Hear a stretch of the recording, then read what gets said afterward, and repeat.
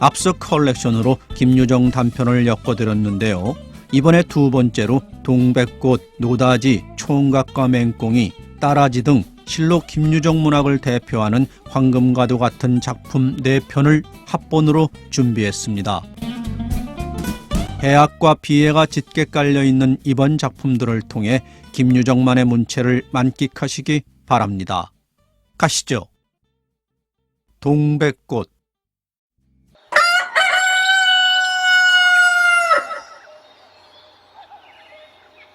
오늘도 또 우리 수탉이 막 쫓기었다. 내가 점심을 먹고 나물 하러 갈 양으로 나올 때였다.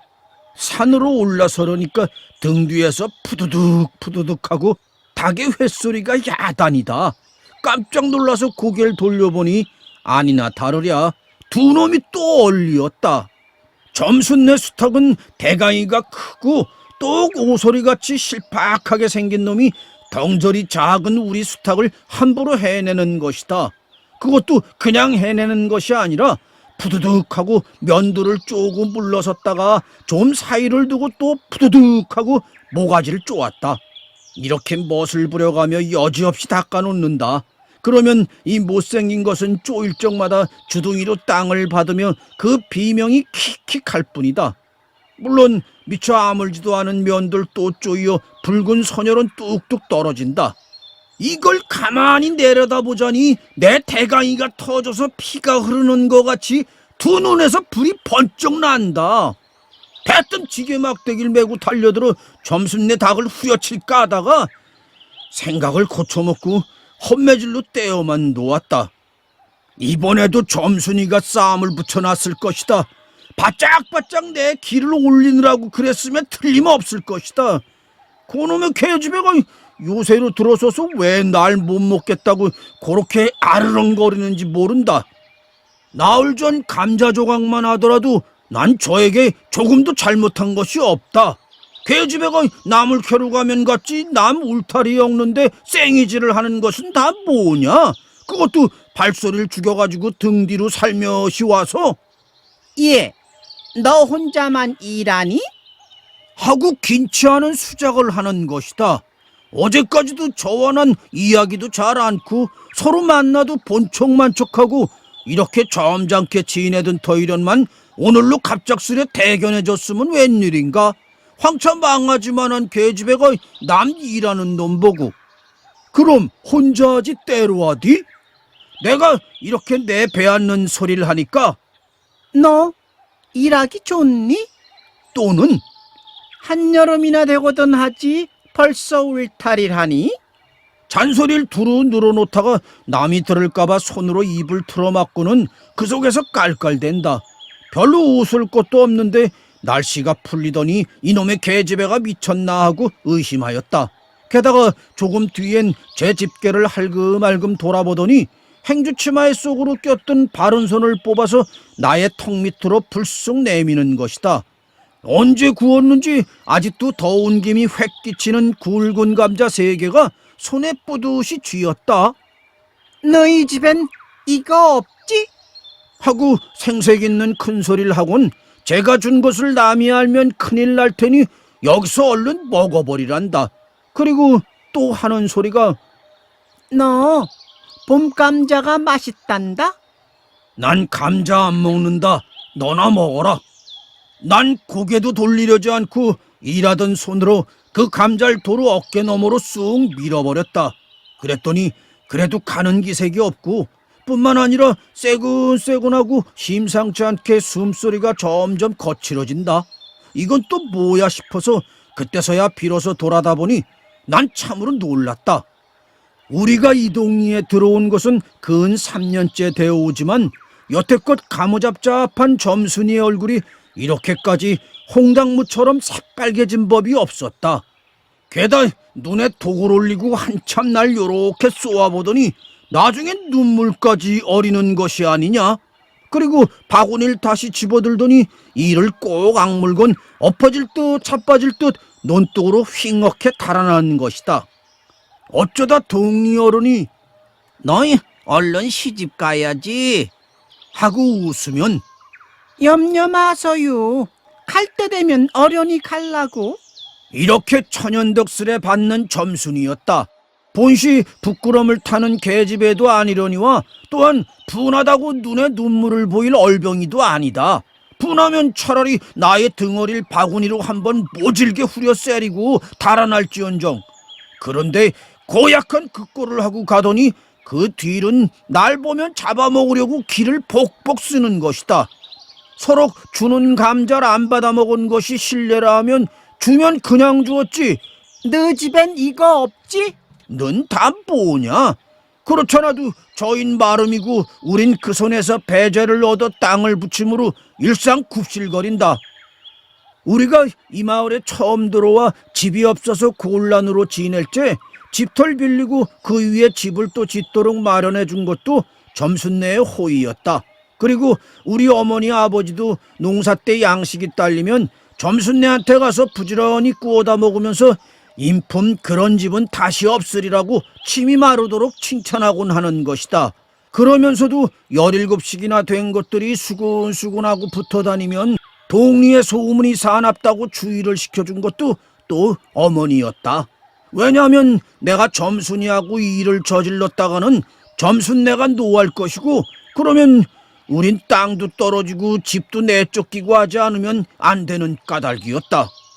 아이 그런데 이놈의 계집애가 까닭없이 기를 복복 쓰며 날 말려 죽이려고 드는 것이다. 눈물을 흘리고 간 다음날 저녁나절이었다. 나무를 한 짐 잔뜩 지고 산을 내려오려니까 어디서 닭이 죽는 소리를 친다. 이건 네 집에서 닭을 잡나 하고 점순네 울 뒤로 돌아오다가 난 그만 두 눈이 둥그레졌다. 점순이가 저희 집 봉당에 홀로 걸터 앉았는데 이게 치마 앞에다 우리 씨암탉을 꼭 붙들어 놓고는 요놈의 닭 죽어라 죽어라. 요렇게 안팡스레 패주는 것이 아닌가. 그것도 대가리나 치면 모른다마는 아주 알도 못 나오라고 그 볼기짝개를 주먹으로 콕콕 쥐어박는 것이다. 난 눈에 쌍심지가 오르고 사지가 부르르 떨렸으나 사방을 한번 휘돌아보고야 그제서 점순이 집에 아무도 없음을 알았다.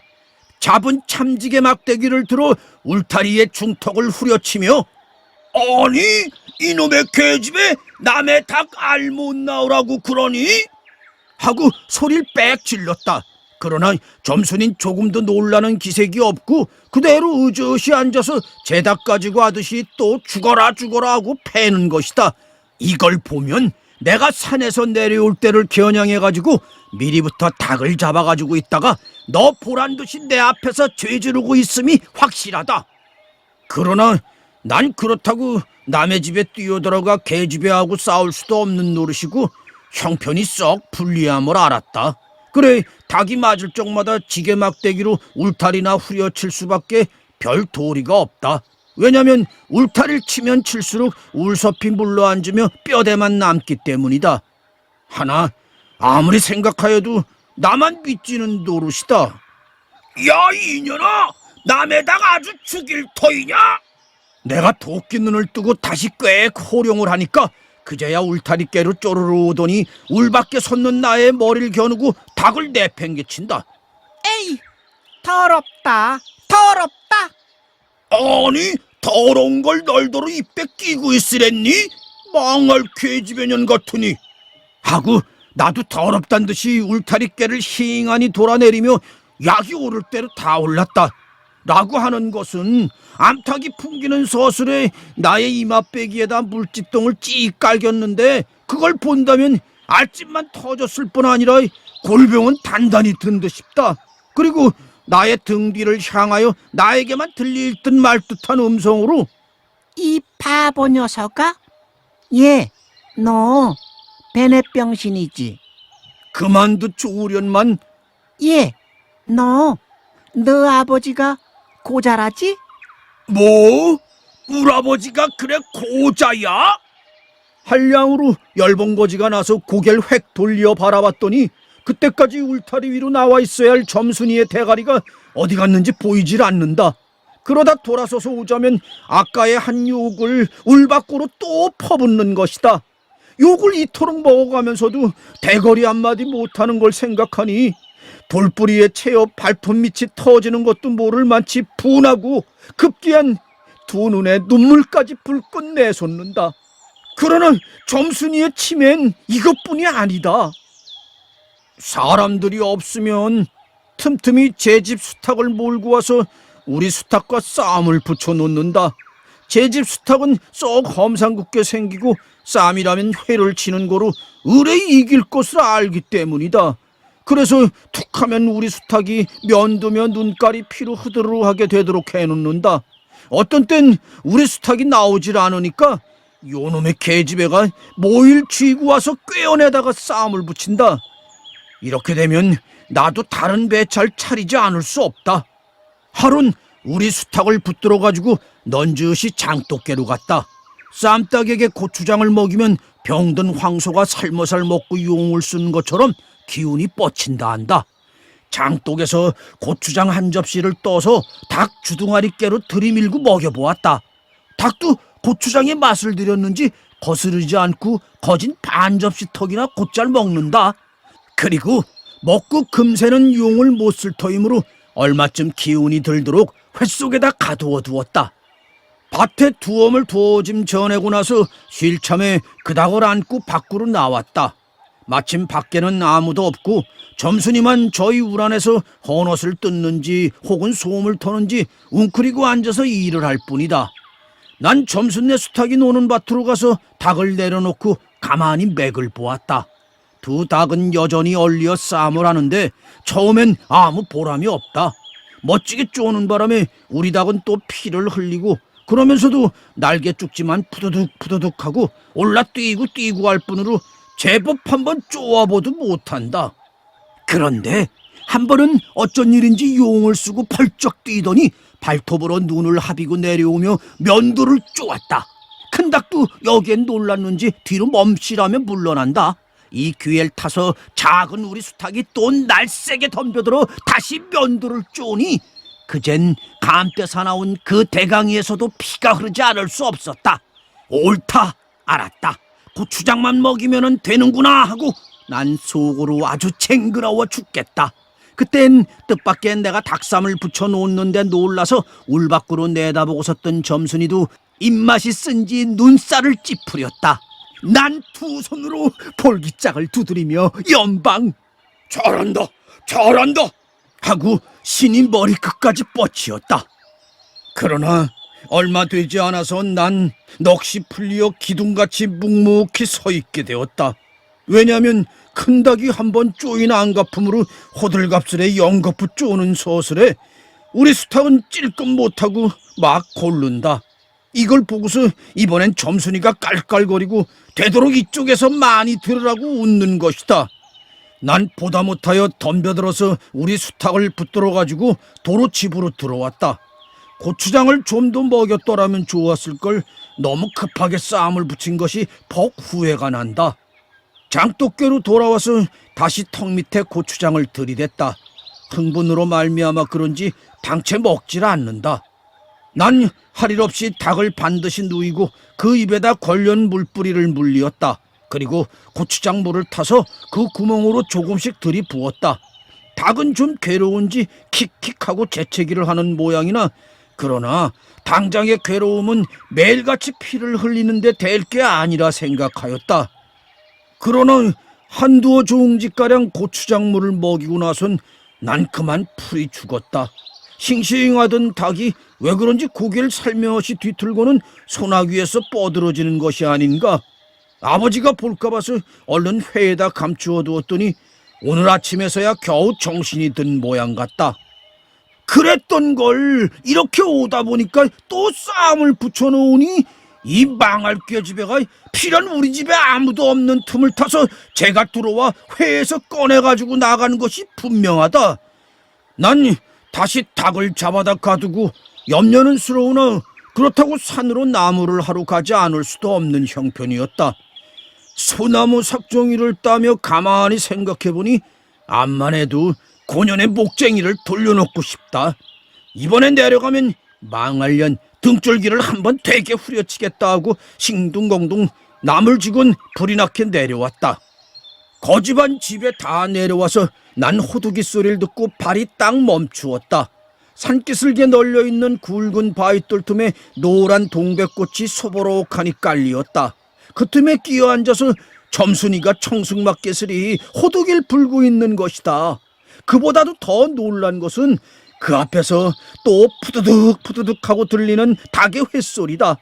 필연크 요년인 나의 약을 올리느라고 또 닭을 집어내다가 내가 내려올 길목에다 쌈을 시켜놓고 전 그 앞에 앉아서 천연스레 호두기를 불고 있음에 틀림없으리라.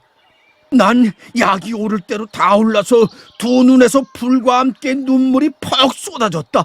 나무지게도 벗어놓을 새 없이 그대로 내동댕이 치고는 지게 막대기를 뻗치고 허둥지둥 달려들었다. 가까이 와보니 과연 나의 짐작대로 우리 수탉이 피를 흘리고 거의 빈사지경에 이르렀다. 닭도 닭이려니와 그러함에도 불구하고 눈 하나 깜짝없이 그대로 앉아서 호두기만 부는 그 꼴에 더욱 치가 떨린다. 동네에서도 소문이 났거니와 나도 한땐 걱실걱실이 일 잘하고 얼굴 예쁜 계집애인 줄 알았더니 시방 보니까 그 눈깔이 꼭 여우새끼 같다. 난 대뜸 달려들어서 나도 모르는 사이에 큰 수탉을 단매로 때려 엎었다. 닭은 푹 엎어진 채 다리 하나 꼼짝 못하고 그대로 죽어버렸다. 그리고 난 멍하니 섰다가 점순이가 매섭게 눈을 헙두고 닥치는 바람에 뒤로 벌렁 나자빠졌다. 이놈아, 너 왜 남의 닭을 때려 죽이니? 그럼 어때? 하고 일어나다가 뭐 이 자식아, 누집 닭인데? 하고 복장을 떼미는 바람에 다시 벌렁 자빠졌다. 그리고 나서 가만히 생각하니 분하기도 하고 무한도스럽고 또 한편 일을 저질렀으니 이제 땅이 떨어지고 집도 내쫓기고 해야 될지 모른다. 난 비슬비슬 일어나며 소매자락으로 눈을 가리곤 얼김에 엉하고 울음을 놓았다. 그러다 점순이가 앞으로 다가와서 그럼 너 이단부턴 안 그럴 테냐? 하고 물을 때야 비로소 살 길을 찾은 듯 싶었다. 난 눈물을 우선 씻고 뭘 안 그러는지 명색도 모르건만 그래 하고 무턱대고 대답하였다. 요단부터 또 그래 봐라. 내 자꾸 못 살게 굴 테니. 그래 인젠 안 그럴 테야. 닭 죽은 건 염려 마라. 내 안 이럴 테니. 그리고 못에 떠다 밀렸는지 나의 어깨를 짚은 채 그대로 퍽 쓰러진다. 그 바람에 나의 몸뚱이도 겹쳐서 쓰러지며 한창 피어 퍼들어진 노란 동백꽃 속으로 폭 파묻혀 버렸다. 알싸한 그리고 향긋한 그 냄새에 난 땅이 꺼지는 듯이 온 정신이 고만 아찔하였다. 너 말 마라. 그래. 조금 있더니 요 아래서 점순아, 아이고 인연이 이거 바느질하다 말고 어딜 갔어? 하고 어딜 갔다 온 듯 싶은 그 어머니가 역정이 대단히 났다. 점순이가 겁을 잔뜩 집어먹고 꽃밑을 살금살금 기어서 산 아래로 내려간 다음 난 바위를 끼고 엉금엉금 기어서 산 위로 칩빼지 않을 수 없었다.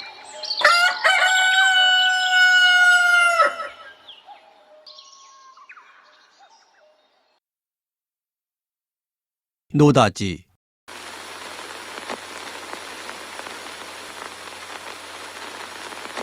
금음치랴 캄캄한 밤이었다. 하늘의 별은 깨알같이 총총 바뀌었다. 그 덕으로 솔숲 속은 간신히 희미하였다. 험한 산중에도 우중충하고 구석백이 외딴 곳이다. 버석만 하여도 가슴이 덜렁한다. 호랑이, 산골 호생원. 만귀는 잠잠하다. 가을은 이미 늦었다고 냉기는 모질다. 이슬을 품은 가랑잎은 바시락바시락 날아들며 얼굴을 축인다. 꽁보는 바랑을 모르베고 풀 위에 꼬부리고 누웠다가 잠깐 깜빡하였다. 다시 눈이 띄었을 적엔 몸소리가 몹시 나온다. 형은 맞은편에 그저 웅크리고 앉았는 모양이다. 성님, 인저 시작해 볼라우? 아직 멀었네. 좀 춥더라도 참참히 해야지. 어둠 속에서 그 음성만 우렁차게 그러나 가만히 들릴 뿐이다. 연못을 고치는지 마치 쇠 부딪는 소리와 아울러 부스럭거린다. 꽁보는 다시 옹성거리고 새우잠으로 눈을 감았다. 야기의 옷은 젖어 후줄근하다. 아랫도리가 청 나간 듯이 감촉을 잃고 대구 쑤실 따름이다. 그대로 버뜩 일어나 하품을 하고는 으드들 떨었다. 어디서인지 자박자박 사라지는 발자국 소리가 들린다. 꽁보는 정신이 번쩍 나서 눈을 둥글린다. 누가 오는 게 아니오? 바람이겠지.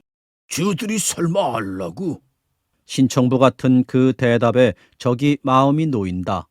곁에 형만 있으면야 몇 놈쯤 오기로서니 그리 쪼일 게 없다.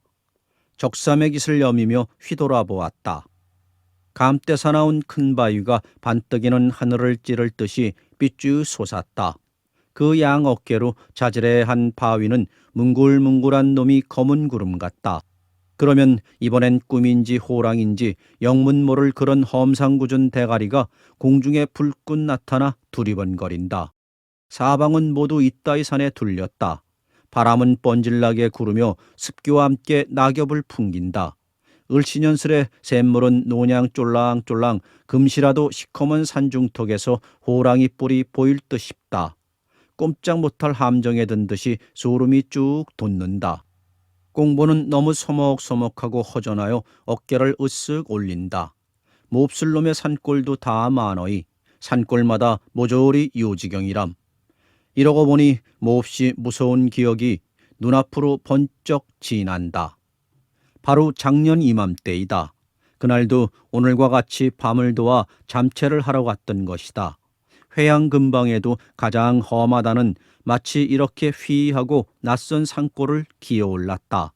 꽁보의 덮어리 그리고 또 다른 동무 셋과 초저녁부터 내리는 보슬비가 웬일인지 그칠 줄을 모른다.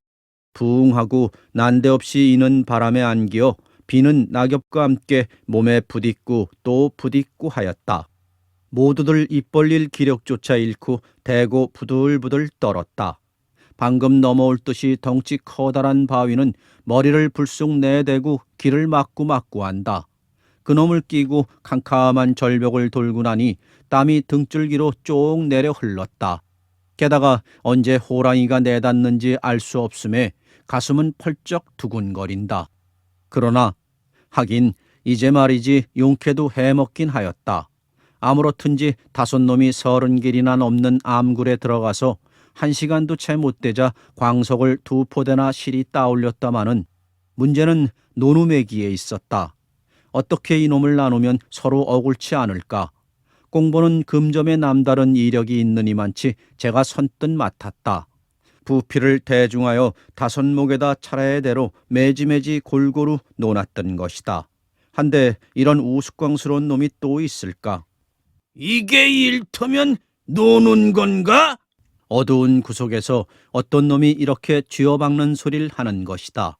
제 딴은 웃기를 보이느라고 가래침을 베앗는다. 그럼 꽁보는 하 어이없어서 그쪽을 뻔히 바라보았다. 이건 우리가 늘 하는 격식인데 이제 와서 새삼스럽게 개정을 부릴 것이 아니다. 아니, 요게 내 거야. 그럼 누군 감벼락을 맞았단 말인가? 아니, 이 구덩이를 먼저 낸 것이 누군데 그래?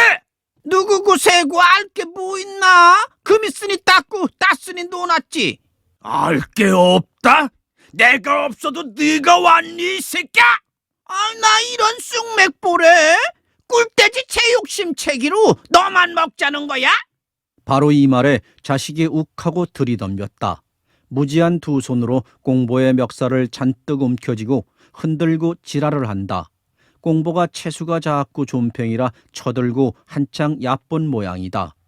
비를 맞아가며 숨이 콩 막히도록 시달리니 꽁보도 화가 안 날 수 없다.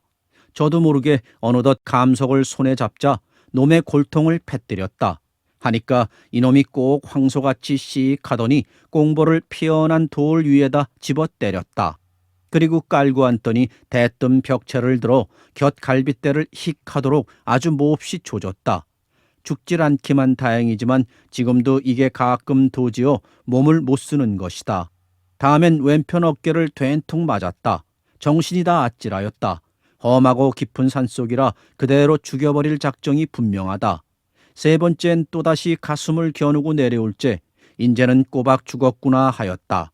참으로 지긋지긋하고 아슬아슬한 순간이었다. 그때 천행이랄까 대문짝처럼 크고 억센 덮어리가 비호같이 날아들었다. 잡은 참 그놈의 허리를 뒤로 두 손에 쥐어들더니 산비탈로 내던져 버렸다. 그놈은 그때 살았는지 죽었는지 이내 모른다. 꽁보는 곧바로 감석과 한꺼번에 덮어리 등에 업히어 마을로 내려왔던 것이다. 현재 꽁보가 갖고 다니는 그 목숨은 덮어리 손에서 명줄을 받은 그때의 끄트머리다. 덮어리를 형이라 불렀고 형우 제공을 깎듯이 하는 것도 까닭없는 일은 아니었다. 이 산골도 그 녀석의 산골과 똑 헐없는 흉측스러운 낯짝을 가졌다. 한번 휘돌아보니 몸서리치는 그 경상이 다시 생각나지 않을 수 없다. 꽁보는 담배를 빡빡 피우며 시름없이 앉았다. 아이고, 몸 좀 녹여서 인저 시적시적 해볼까? 덮어리도 추운지 떨리는 몸을 툭툭 털며 일어선다. 시작하도록 연모는 차비가 다 된 모양. 저편으로 가서 훔척훔척 하더니 바랑에서 막걸리병과 돼지다리를 꺼내 들고 이리로 온다. 그래도 좀 건행은 해야 할걸? 하고 그는 병마개를 이로 뽑더니 에이, 그냥 먹세. 언제 데워 먹겠나? 데웁시다. 글쎄, 그것도 좋고. 근데 불을 놨다가 들키면 어쩌나? 저 바위 틈에다 가리고 핍시다. 아우는 일어서서 가랑잎을 긁어 모았다. 형은 더듬어가며 소나무 삭정이를 뚝뚝 꺾어서 한아름 안았다. 병풍과 같이 바위와 바위 사이에 틈이 벌었다. 그 속으로 들어가 그들은 불을 놓았다. 그거 맛 좋다이. 형은 한 잔을 쭉 켜고 건화하였다. 칼로 돼지고기를 저며들고 쩍쩍 씹는다. 아까 술집 계집 봤나? 왜 그려? 어떻든가? 아주 똑따대. 그거 참. 하고 그는 눈을 불빛에 꿈뻑거리며 싱글싱글 웃는다. 1년이면 12달 줄창 돌아만 다닌다는 신세였다. 오늘은 서로 내일은 동으로 조선 천지에 금전판 치고 안이 찝쩍거린 데가 없었다. 언제나 나도 그런 계집 하나 만나 살림을 좀 해본 후 하면 무거운 한숨이 절로 안 날 수가 없다. 그 계집 있는 게 한결 낫겠더군. 하고 저도 열적을 만큼 시풍스러운 소리를 하니까 글쎄요. 하고 꽁보는 그 얼굴을 빤히 쳐다보았다. 이날까지 같이 다녀야 그런 법 없더니만 왜 벼랑간 계집 생각이 날까? 별일이로군. 하긴 저도 요즘으로 부쩍 그런 생각이 무룩무룩 안 나는 것도 아니지만 가을이 늦어서 그런지 호랍이 마주 앉기만 하면 나는 건 그 생각뿐. 성님, 장가들라오? 어디 웬 계집이 있나? 글쎄. 하고 꽁보는 그 말을 제치다가 얼뜻 이런 생각을 하였다. 제 누이를 주면 어떨까? 지금 그 누이가 충주 근방 어느 농군에게 출가하여 자식을 둘씩이나 낳았다마는 매우 반반한 얼굴을 가졌다. 이걸 준다면 형은 무척 반기겠고 또한 목숨을 구해준 그 은혜에 대하여 손씨시도 되리라. 성님, 내 누일 주라오? 누이? 썩 이쁘. 성님이 보면 아마 단박 반알이다. 덮어린 다음 말을 기다리며 다만 벙벙하였다. 불빛에 이글이글하고 검붉은 그 얼굴엔 만족한 미소가 떠올랐다. 그 누이에 대하여 칭찬은 전일부터 많이 들었다. 그럴 적마다 속중으론 슬며시 생각이 달랐으나 차마 이렇다 톳을 치는 못했던 터이었다. 어떻소? 글쎄, 그런데 살림하는 사람을 그리 되겠나? 하며 뒷심은 두면서도 어정쩡하게 물어보았다. 그러고들 껍적하고 술을 따라서 아우에게 권하다가 반이나 엎질렀다. 그야 돌려 빼면 그만이지 누가 뭐랄 테요? 꽁보는 자신이 있다는 듯이 이렇게 선언하였다. 덧벌인 아주 좋았다. 팔짱을 딱 찌르고 눈을 감았다. 나도 인젠 계집 하나 안아보는구나. 아마 그 누이란 썩 이쁠 것이다. 오동통하고 아양스럽고 이런 계집에 틀림없으리라.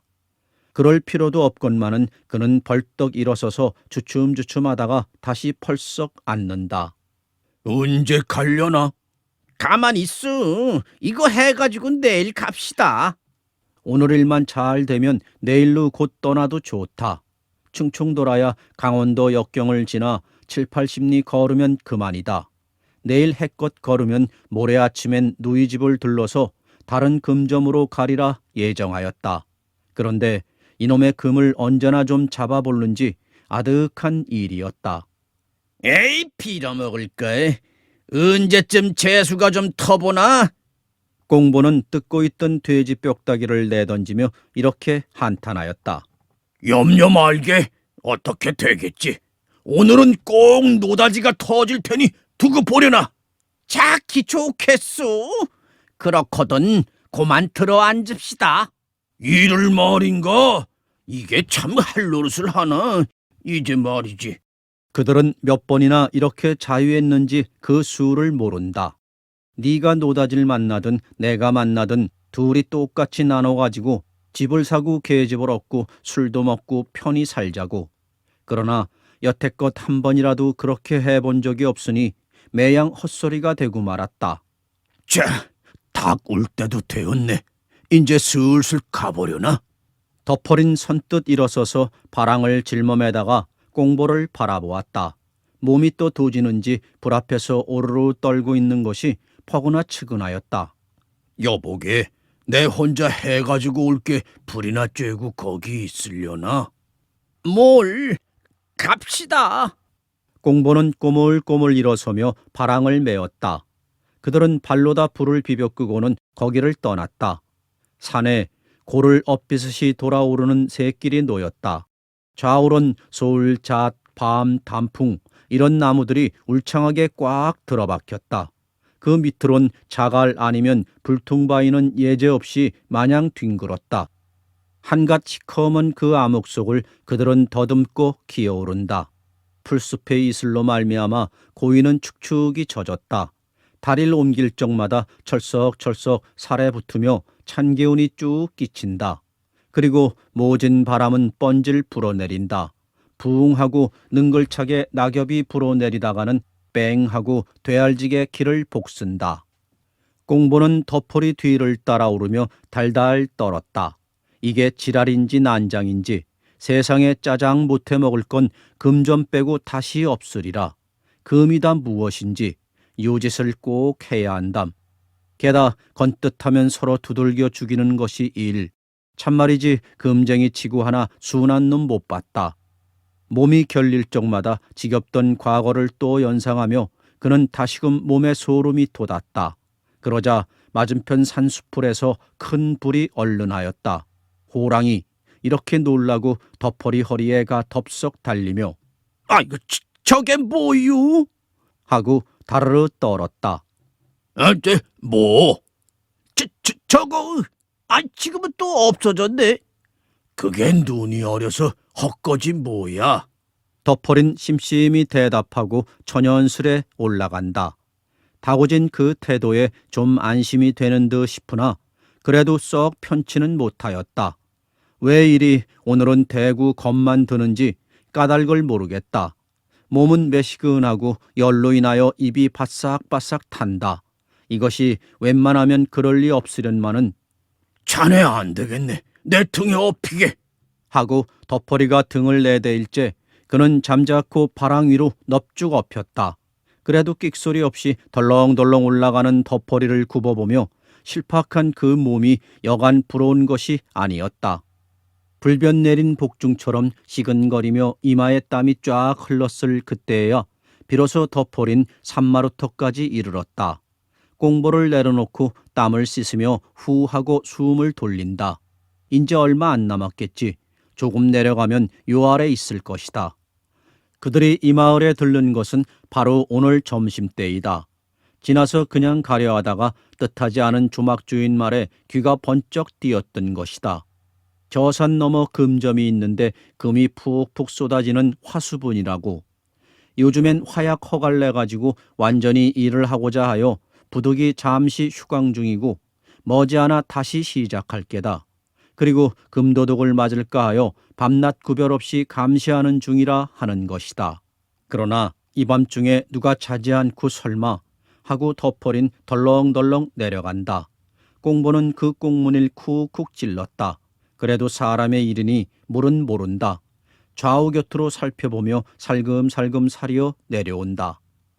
그들은 5분쯤 내리었다. 따는 커다란 구덩이 하나가 딱 내달았다. 산중턱에 집더미 같은 바위가 놓였고 그 옆으로 또 하나가 놓여 가다리 졌다. 그 가운데다 비듬한 돌장벽을 끼고 구멍을 뚫은 것이다. 가론 한 발 좀 못 되고 길인 약 서발가량. 성냥을 그어대보니 깊이는 4길이 넘겠다. 함부로 쪼아먹은 구덩이라 거칠한 놈이 군버력도 똑똑히 못 치웠다. 잠체를 염려하여 그랬으리라. 사다린 모조리 떼가고 밍숭밍숭한 돌벽이 있을 뿐이다. 그들은 다시 한번 사방을 둘레둘레 돌아보았다. 지척을 분간키 어려우나 필경 사람은 없을 것이다. 마음을 놓고 바랑에서 관소를 꺼내어 불을 데렸다. 덮어리가 먼저 장벽에 엎드려 뒤로 기어 내린다. 꽁보는 불을 들고 조심성 있게 참참히 내려온다. 한 길쯤 남았을 때 그만 발이 찍하고 덮어린 떨어졌다. 꿍 하고 무던히 골탕은 먹었으나 그대로 쓱싹 일어섰다. 동이 트기 전에 얼른 금을 따야 될 것이다. 여보게 아우, 난 어딜 따려나? 글쎄요, 가만히 계시오. 아우는 불을 들이대고 줄맥을 한번 쭉 훑었다. 금점이란 난다긴다 하는 아달맹이 금쟁이였다. 썩 보더니 복판엔 동이 먹어 들어가고 양편 가생이로 차차 줄이 생하는 것을 알았다. 성님은 저편 구석을 따오. 아우는 이렇게 지시하고 저는 이쪽 구석으로 왔다. 그러나 차마 그 틈바귀로 들어갈 생각이 안 난다. 한 길이나 실이 되도록 쌓아올린 동발이 금방 넘어올 듯이 위험했다. 밑엔 좀 잔돌로 쌓으나 그 위엔 제법 굵직굵직한 놈들이 얹혔다. 이것이 무너지면 객소리도 못하고 치여 죽는다. 꽁보는 한참 생각했을 때 별 수 없다. 낯을 찌푸려 가며 바랑에서 망치와 타레징을 꺼내들었다. 그런데 어떻게 파먹은 놈에게 온푹이 들어간 것이 일커녕 몸 하나 놓을 데가 없다. 마지못해 2다리를 동발깨로 쭉 뻗고 몸을 그 홈패기에 착 엎드려 망치질을 하기 시작하였다. 돌에 뚫린 석혈구덩이라 공기는 더욱 쾌행하였다.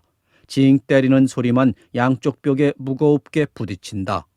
팡팡 이렇게 몹시 귀를 울린다. 거반 1시간이 넘었다. 그들은 버력 같은 만감 이외에 아무것도 얻지 못했다. 다시 5분이 지난다. 10분이 지난다. 딱 그때다.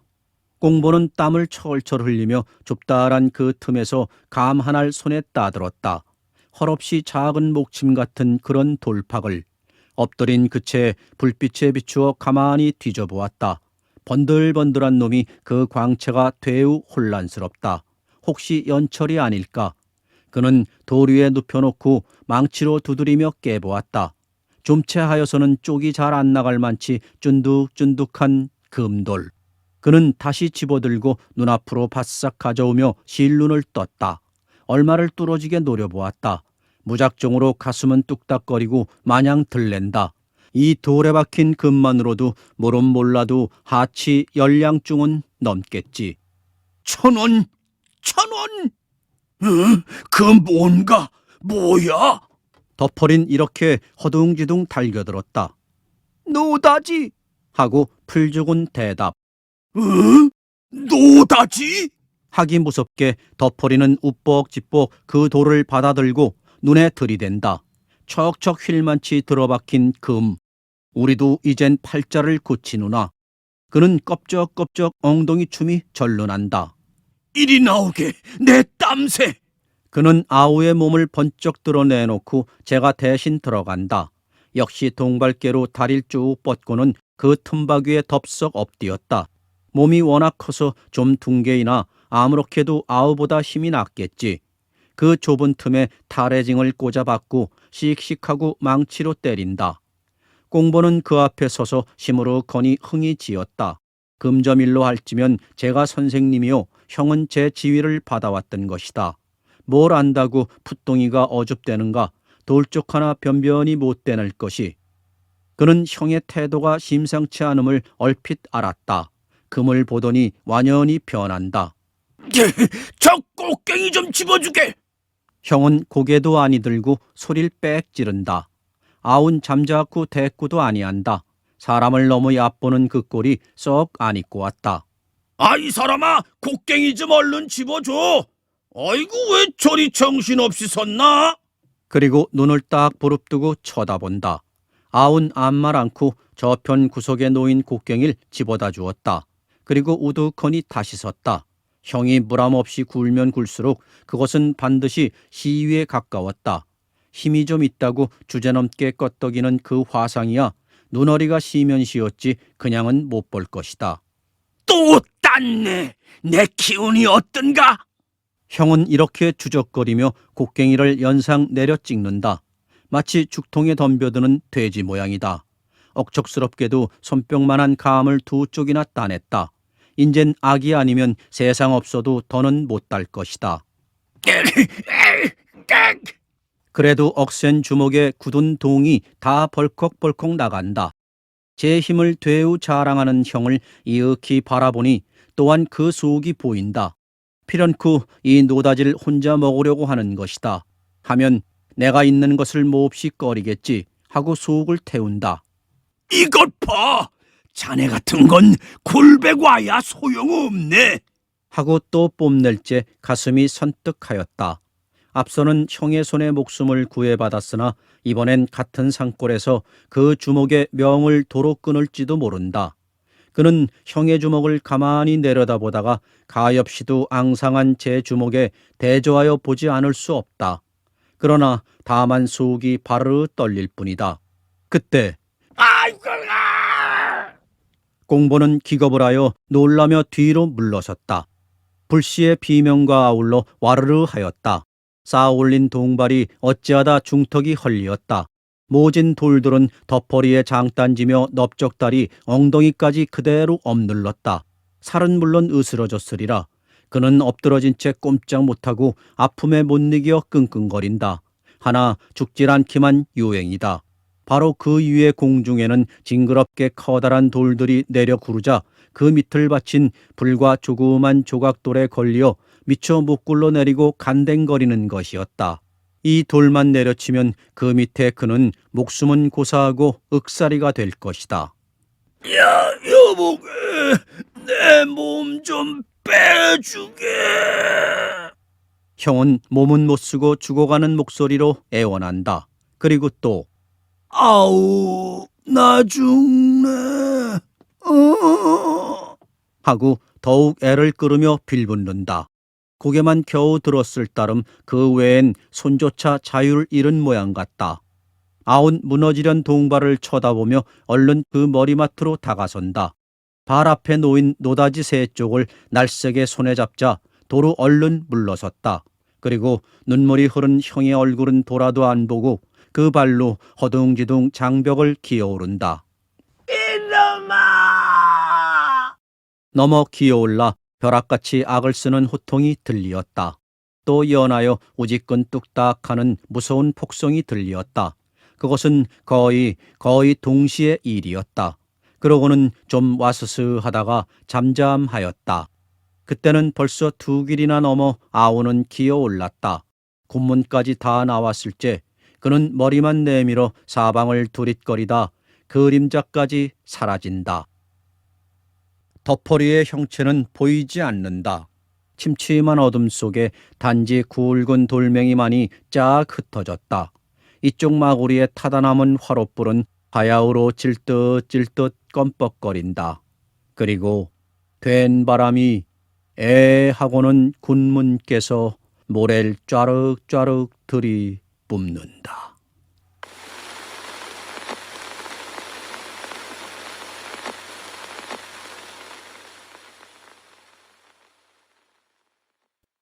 총각과 맹꽁이.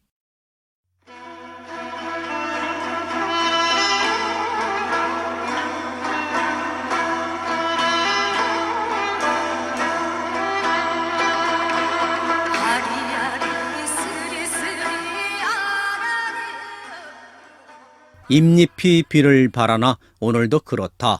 풀잎은 먼지가 뽀얗게 나풀거린다. 말뚱한 하늘엔 불더미 같은 해가 눈을 크게 떴다. 땅은 달아서 뜨거운 김을 턱 밑에다 풍긴다. 호미를 옮겨 찍을 적마다 무더운 숨을 헉헉 뿜는다. 가물의 조잎은 앤생이다. 가끔 엎드려 긴 매너니의 코며 눈퉁이를 찌른다. 호미는 퉁겨지며 쨍소리를 때때로 낸다. 곳곳이 박힌 돌이다.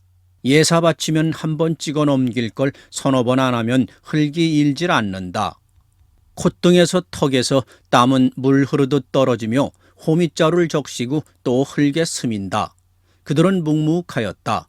조밭고랑에 쭉 늘어박혀서 머리를 숙이고 기어갈 뿐이다. 마치 땅을 파는 두더지처럼. 입을 벌리면 땀 한 방울이 더 흐를 것을 염려함이다. 그러자 어디서 말을 붙인다. 아이고 뜨거. 아이고 돌을 좀 밟았다가 혼났네. 이놈의 것도 밭이라고 도질 받아 처먹나? 이제는 죽어도 너와는 품앗이 안 한다. 하고 한 친구가 열을 내더니 아이 씨값으로 골치기나 하자고 도로 줘버려라. 이나마 없으면 먹을 게 있어야지. 덕만인 불안스러웠다. 호미를 놓고 옷깃으로 턱을 훑는다. 그리고 그 편으로 물끄러미 고개를 돌린다. 가혹한 도지다. 잎살 석섬, 보리콩 2대의 소출은 근근 대섬. 나눠 먹기도 못 된다. 본디 밭이 아니다. 고목 느티나무 그늘에 가리어 여름날 오고 가는 농군이 쉬던 정자터이다. 그것을 지주가 무리로 갈아 도지를 놓아먹는다. 콩을 심으면 잎나기가 고작이요 대부분이 열지를 않는 것이었다. 친구들은 일상 덕만이가 사람이 병신스러워하고 이 밭을 침뱉어 비난하였다. 그러나 덕만인 오히려 안 되는 콩을 탓할 뿐 오랜 조루 바꾸어 심은 것이었다. 좀 세서들 하세. 한 고랑을 마치고 덕만인 일렁서 고목계로 온다. 뒤묻어 땀바가지들이 옹기종기 모여든다. 돌 위에 한참 앉아 쉬더니 겨우 생기가 좀 돌았다. 곰방대들을 꺼내문다. 혹은 대를 들고 담배 한 대 달라고 돌아치며 수선을 부린다. 북새가 드네. 올농사 또 허타나 보다. 여러 눈이 일제히 말하는 시선을 더듬는다. 바람에 아른거리는 저편 버덩의 파란 볏잎을 이윽히 바라보았다. 염려스러이. 젊은 상투는 무척 시장하였다. 따로 떨어져 쭈그리고 앉았다. 고개를 푹 기울이곤 불평이 요만이 아니다. 재미붙을. 배고파 일 못하겠네. 아이고 허기져 죽겠는걸. 허리가 착 까부러지는구나. 옆에서 받는다. 뒷담 흘리고 애누리 없이 일할 수 있나? 진흥이 아니라 제 할애비가 온대도. 하고 또 뇌더니 아무 대답이 없음에 아이 개초도 없는 놈에게 호포는 올려도 곁들이만 안 먹으면 산담 그래? 어조를 높여 일등에게 맞짱을 청한다. 너는 그래도 괜찮아. 덕만이가 다 호포를 낼라고. 뚜건달 뭉태는 콧살을 찡긋이 비웃으며 바라본다. 내가 촌뜨기들이 떠들어 못하리. 그보다 여보게들 오늘 참 들병이 온 것을 아나? 이 말에 나이 찬 총각들은 귀가 번쩍 뛰었다. 기쁜 소식이다. 그 입을 뻔히 쳐다보며 뒷말을 기다린다. 반갑기도 하려니와 한편으론 의아하였다. 한참 바쁜 농시방극에 뭘 바라고 오느냐고 다 같은 질문이다. 그것은 들은 채만 채 뭉태는 나무에 비스듬히 자빠져서 하늘로 눈만 껌뻑인다. 그리고 홀로 침이 말라 칭찬이다. 맑고 살집 좋아라. 내려 씹어도 비린내도 없을걸. 제일 그 볼기짝 두둑한 것이 나이는 몇이더래? 22. 한창 피었더라. 논팽이 있나? 예서 제서 슬근슬근 죄어들며 묻는다. 없어. 남편을 잃고서 홧김에 들병으로 돌아다니는 판이라네. 그럼 많이 돌아먹었구먼. 뭘? 나이를 봐야지. 숙백이더라. 얘 좋구나. 한 잔 먹어보자. 이쪽 저쪽서 수군거린다. 풍년이나 만난 듯이 야단들이다. 한 구석에 앉았던 덕만이가 일어서 오더니 뭉태를 꼭 찍어간다.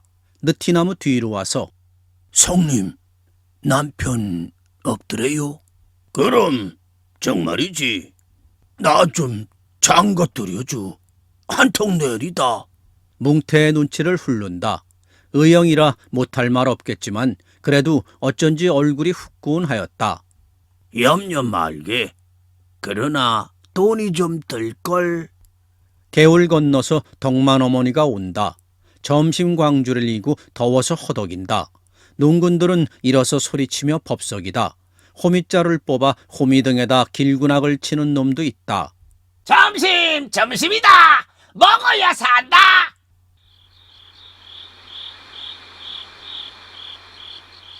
저녁이 들자 바람은 산들거린다. 뭉태는 제 집 바깥들에 보리짚을 깔고 앉아서 동무 오기를 고대하였다. 덕만이가 제일 먼저 불이 나게 내달았다.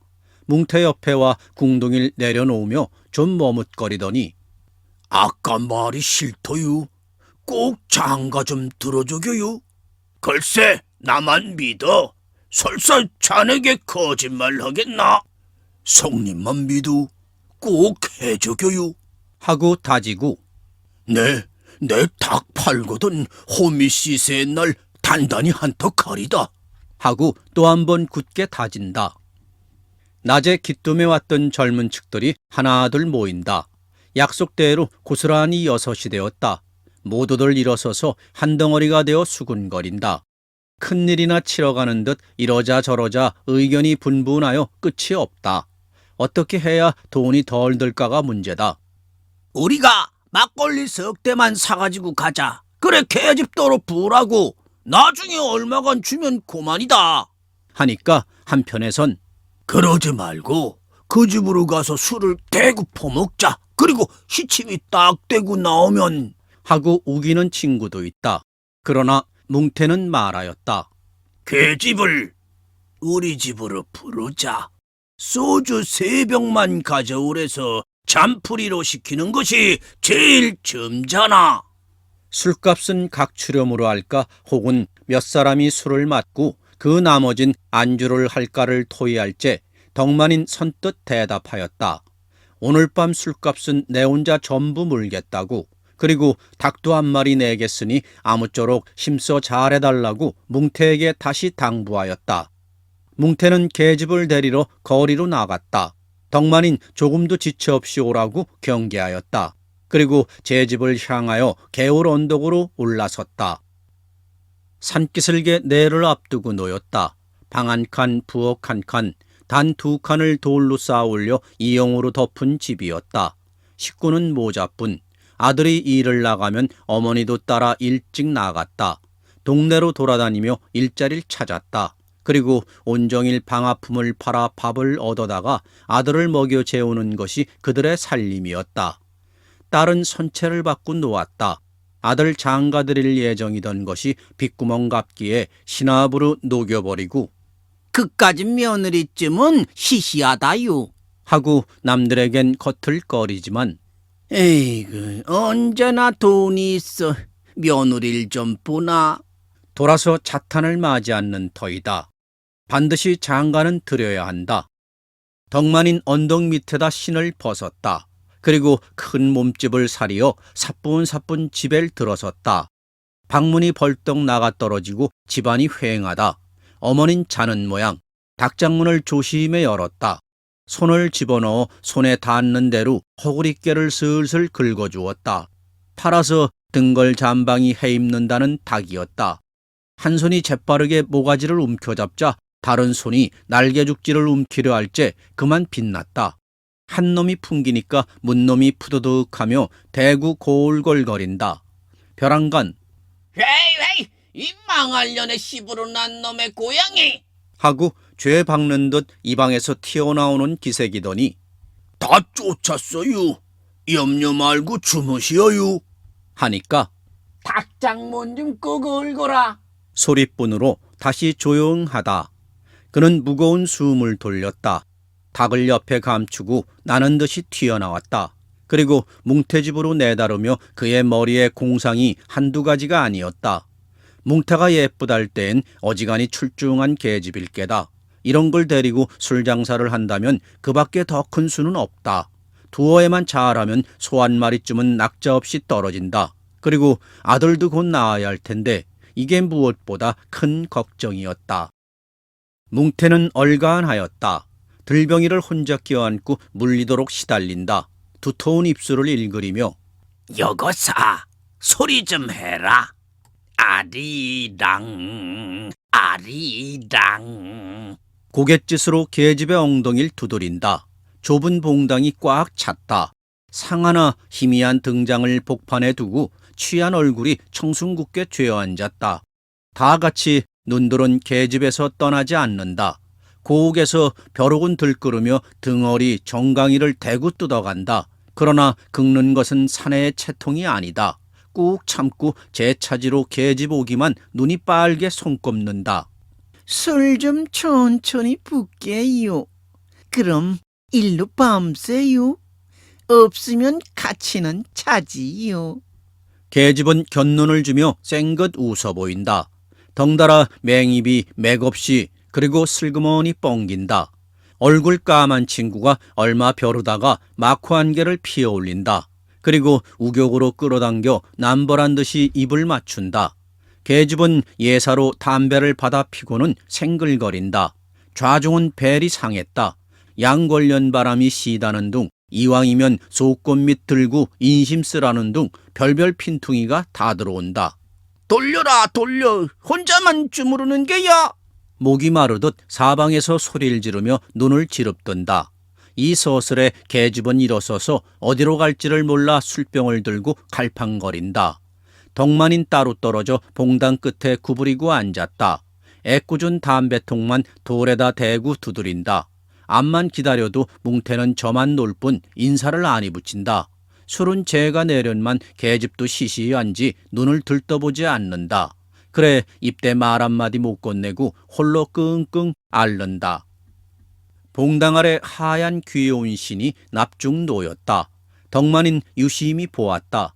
돌아 앉아서 남이 혹시 보지나 않나 살핀다. 그리고 퍼들어진 시커먼 흙발에다 그 신을 꿰고는 눈을 지그시 감아보았다. 계집의 신이다. 다시 벗어 제 발에 끼고는 짝없이 기뻐한다. 약물같이 개운한 밤이다. 버들 사이로 달빛은 해맑다. 목이 터지라고 맹꽁이는 노래 부른다. 암수놈이 의좋게 주고받는 사랑의 노래였다. 이 소리를 들음에 불현듯 우라가 터졌다.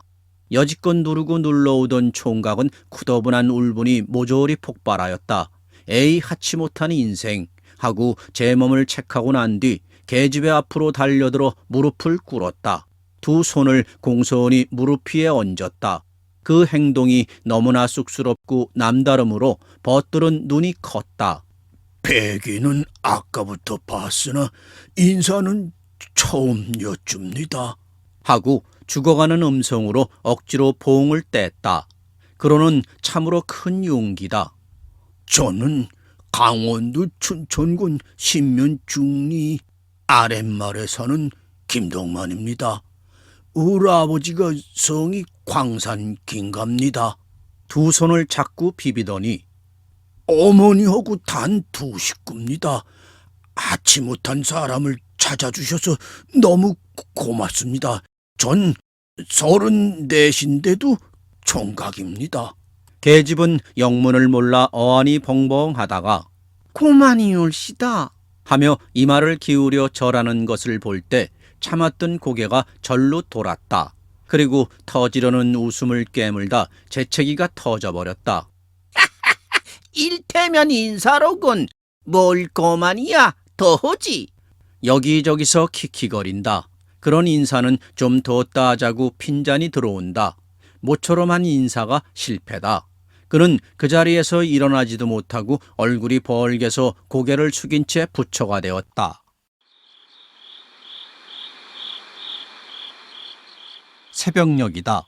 달이 지니 바깥은 검은 장막이 내렸다. 세 친구는 봉당에 골아떨어졌다. 술에 취한 게 아니라 어찌 짓거렸던지 흥에 취하였다. 뭉태, 덕만이, 까만 얼굴 세 사람이 마주보며 앉았다. 제가끔 기회를 엿보나 마음대로 안 됨에 속만 탈 뿐이다. 뭉태는 계집의 어깨를 잔뜩 부여잡고 부라지를 한다. 실상은 안 취했건만 독단 주정이요 발광이다. 새매같이 쏘다가 계집 귀에다 눈치 빠르게 수군거리곤 그 옆구리를 꾹 찌르고 아이고 술취 소피 좀 보고 옴세. 벌떡 일어서 비틀거리며 쌀이문 밖으로 나아간다. 좀 있더니 계집이 마저 오줌 좀 누고 오겠노라고 나가버린다. 덕만인 실쭉하니 눈만 둥글린다. 일이 내내 마음에 어그러지고 말았다. 그다지 믿었던 뭉태도 저 노을 구멍만 찾을 뿐으로 심심하다. 그리고 오줌은 만드는지 여태들 안 들어온다. 수상한 일이다. 그는 벌떡 일어서 문 밖으로 나왔다. 발밑이 캄캄하다. 더듬어가며 잿간 낯가리 나무더미 틈바귀를 샅샅이 내려 뒤졌다. 다시 발길을 돌려 근방의 밭고랑을 뒤지기 시작하였다. 눈에서 불이 난다. 차차 동이 튼다. 젖빛 맑은 하늘이 품을 벌린다. 고운 봉우리 험상궂은 봉우리 이쪽 저쪽서 하나둘 툭툭 붉어진다. 손뼉 같은 콩잎은 이슬을 머금고 우거졌다. 스칠 새 없이 다리에 척척 엉기며 물을 뿜는다. 한동안 해가를 하고서 밭 한복판 고랑의 콩잎에 가린 옷자락을 보았다. 다짜고짜로 달려들었다. 그러나 이게 무슨 짓이지요? 아까 뭐라고 막했지요? 하고는 저로도 창피스러워 두억한 거리에서 다리가 멈칫하였다. 의형이라고 믿었던 게 불찰이다. 뭉태는 조금도 거침없었다. 고개도 안 돌리며 저리가 왜 사람이 눈치를 못 차리고 저번서야? 화를 천둥같이 내지른다. 도리어 몰리니 기가 안 막힐 수 없다. 말문이 막혀 먹먹하다. 그래 철석같이 장가들여 주마 할 때는 언제요? 하고 지지 않게 목청을 돋았다. 술값 내휴 가게요. 손을 벌릴 때 나하고 안 살면 술값 못 내겠시오. 하고는 끝대로 배를 튀겼다. 눈은 눈물이 어리어 야속한 듯이 계집을 쏘았다. 계집은 술 먹고 술값 안 내는 경우가 뭐냐고 중언부언 떠든다. 나중엔 내가 술 팔러 왔지 당신의 아내대로 온 것이 아니라고 좋게 타이르기까지 되었다. 뭉태는 시끄러웠다. 술값은 내가 줌하고 계집의 팔을 이끌어 콩포기를 해짓고 길로 나가버린다. 시위도 좀 해봤으나 최후의 계획도 틀렸다. 덕만인 아주 낙담하고 콩밭 복판에 멍하니 서서 그들의 뒷모양만 배웅한다. 계집이 길로 나서자 눈이 빠지게 기다리던 깜둥이 총각이 또 달려든다. 이것을 보니 가슴은 더욱 쓰라렸다.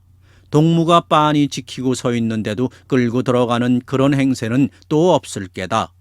눈물은 급기야 거칠한 웃수염을 거쳐 발등으로 줄줄 흘렀다. 이 집 저 집서 일꾼 나오는 것이 멀리 보인다. 연장을 들고 밭으로 논으로 제각기 흩어진다. 아주 활짝 밝았다. 덕만인 금시로 콩밭을 튀어나왔다. 잿간 옆으로 달려들며 큰 돌멩이를 집어들었다마는 눈을 얼마 감고 있는 동안 단념하였는지 골창으로 던져버렸다. 주먹으로 눈물을 비비고는 살제도 나는 인전 안 살 터이요. 하고 객관을 향하여 소리를 질렀다. 그리고 제 집으로 설렁설렁 언덕을 내려간다. 그러나 맹꽁이는 여전히 소리를 끌어올린다. 골창에서 가장 비웃는 듯이 음축맞게 맹 던지면 꽁 하고 간드러지게 받아넘긴다.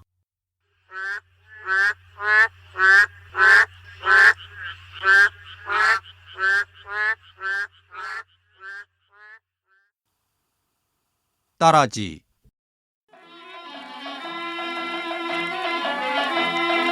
에라봄이야 산에도 들에도 봄이 왔단다. 꽃 찾는 나비는 너훌너훌 큰애기 치마 봄나 불나불. 쪽대문을 열어놓으니 사직공원이 환히 내려다 보인다. 인제는 봄도 늦었나 보다. 저 건너 돌담 안엔 사쿠라꽃이 벌겋게 벌어졌다. 가지가지 나무엔 싱싱한 싹이 돋고 새침이 옷깃을 핥고 드는 요놈이 꽃샘이겠지. 까치들은 새끼칠 집을 장만하노라고 가지를 입에 물고 날아들고. 이런 제기랄, 우리 집은 언제나 수리를 하는 겐가. 해마다 고친다 벼르기는 연실 벼르면서. 그렇다고 사직골 꼭대기에 올라붙은 깨웃한 초가집이라서 싫은 것도 아니다. 납작한 처마 끝에 비록 묵은 이영이 무더기 흘러내리건 말건, 대문짝 한 짝이 삐뚤어 배기건 말건, 장독 뒤에 판장이 아주 벌컥 나자빠져도 좋다. 참말이지 그놈의 부엌 옆에 뒷감만 좀 고쳤으면 원이 없겠다. 밑둥의 벽이 확 나가서 어떤 게 부엌이고 뒷간인지 분간을 모르니, 게다가 여름이 되면 부엌 바닥으로 구더기가 슬슬 기어들질 않나. 이걸 보면 고대 먹었던 밥풀이 고만 곤두서고 만다. 에이 추해. 망할 녀석의 영감쟁이 그것 좀 고쳐달라고 그렇게 성활해도. 쪽대문이 도로 닫혀지며 소리를 요란히 낸다. 아침 설거지에 젖은 손을 치마로 닦으며 주인 마누란 오만상이 찌푸려진다. 그러나 실상은 사골세를 못 받아서 약이 오른 것이다. 영감도로 받아달라면 마누라에게 밀고 마누라가 받자니 고분이 내질 않는다. 여태껏 미뤄왔지만 너희들 오늘은 안 될라. 마음을 아주 다부지게 먹고 거는 방문을 획 열어젖힌다. 여보, 어떻게 됐어? 아이고 참 미안합니다. 오늘도. 덥수룩한 칼라머리를 이렇게 긁으며 역시 우물쭈물이다. 오늘도라니. 그러면 어떡할 작정이요? 하고 눈을 한번 무섭게 떠보였다. 마는 이 위인은 앞만 얼러도 노할 주변도 못 된다. 나이가 새파랗게 젊은 녀석이 왜 이리 할 일이 없는지 밤낮 방구석에 팔짱을 지르고 멍하니 앉아서는 얼이 빠졌다. 그렇지 않으면 이불을 뒤쓰고는 줄창같이 낮잠이 아닌가. 햇빛을 못 봐서 얼굴이 누렇게 찌들었다. 경목과 제복 공장에 직공으로 다니는 제 누이의 월급으로 둘이 먹고 지낸다. 누이가 과부이기에 망정이지 서방이라도 해가면 이건 어떡하려고 이러는지 모른다. 제 신세 딱 한 줄은 모르고 만날 돈은 우리 누님이 쓰는데요. 누님 나오거든 말씀하십시오. 당신 누님은 밤낮 사날만 참아달라는 게 하나 아니요. 사날 하니 그게 언제가 돼야 사날이란 말이요? 미안스럽습니다. 그러나 이번엔 사날 후에 꼭 드리겠습니다. 이왕 참아주시던 길이니. 글쎄, 언제가 사날이란 말이요? 하고 주름 잡힌 이맛살에 화가 다시 치밀지 않을 수가 없다. 이놈의 사날이란 석 달인지 3년인지 영문을 모른다.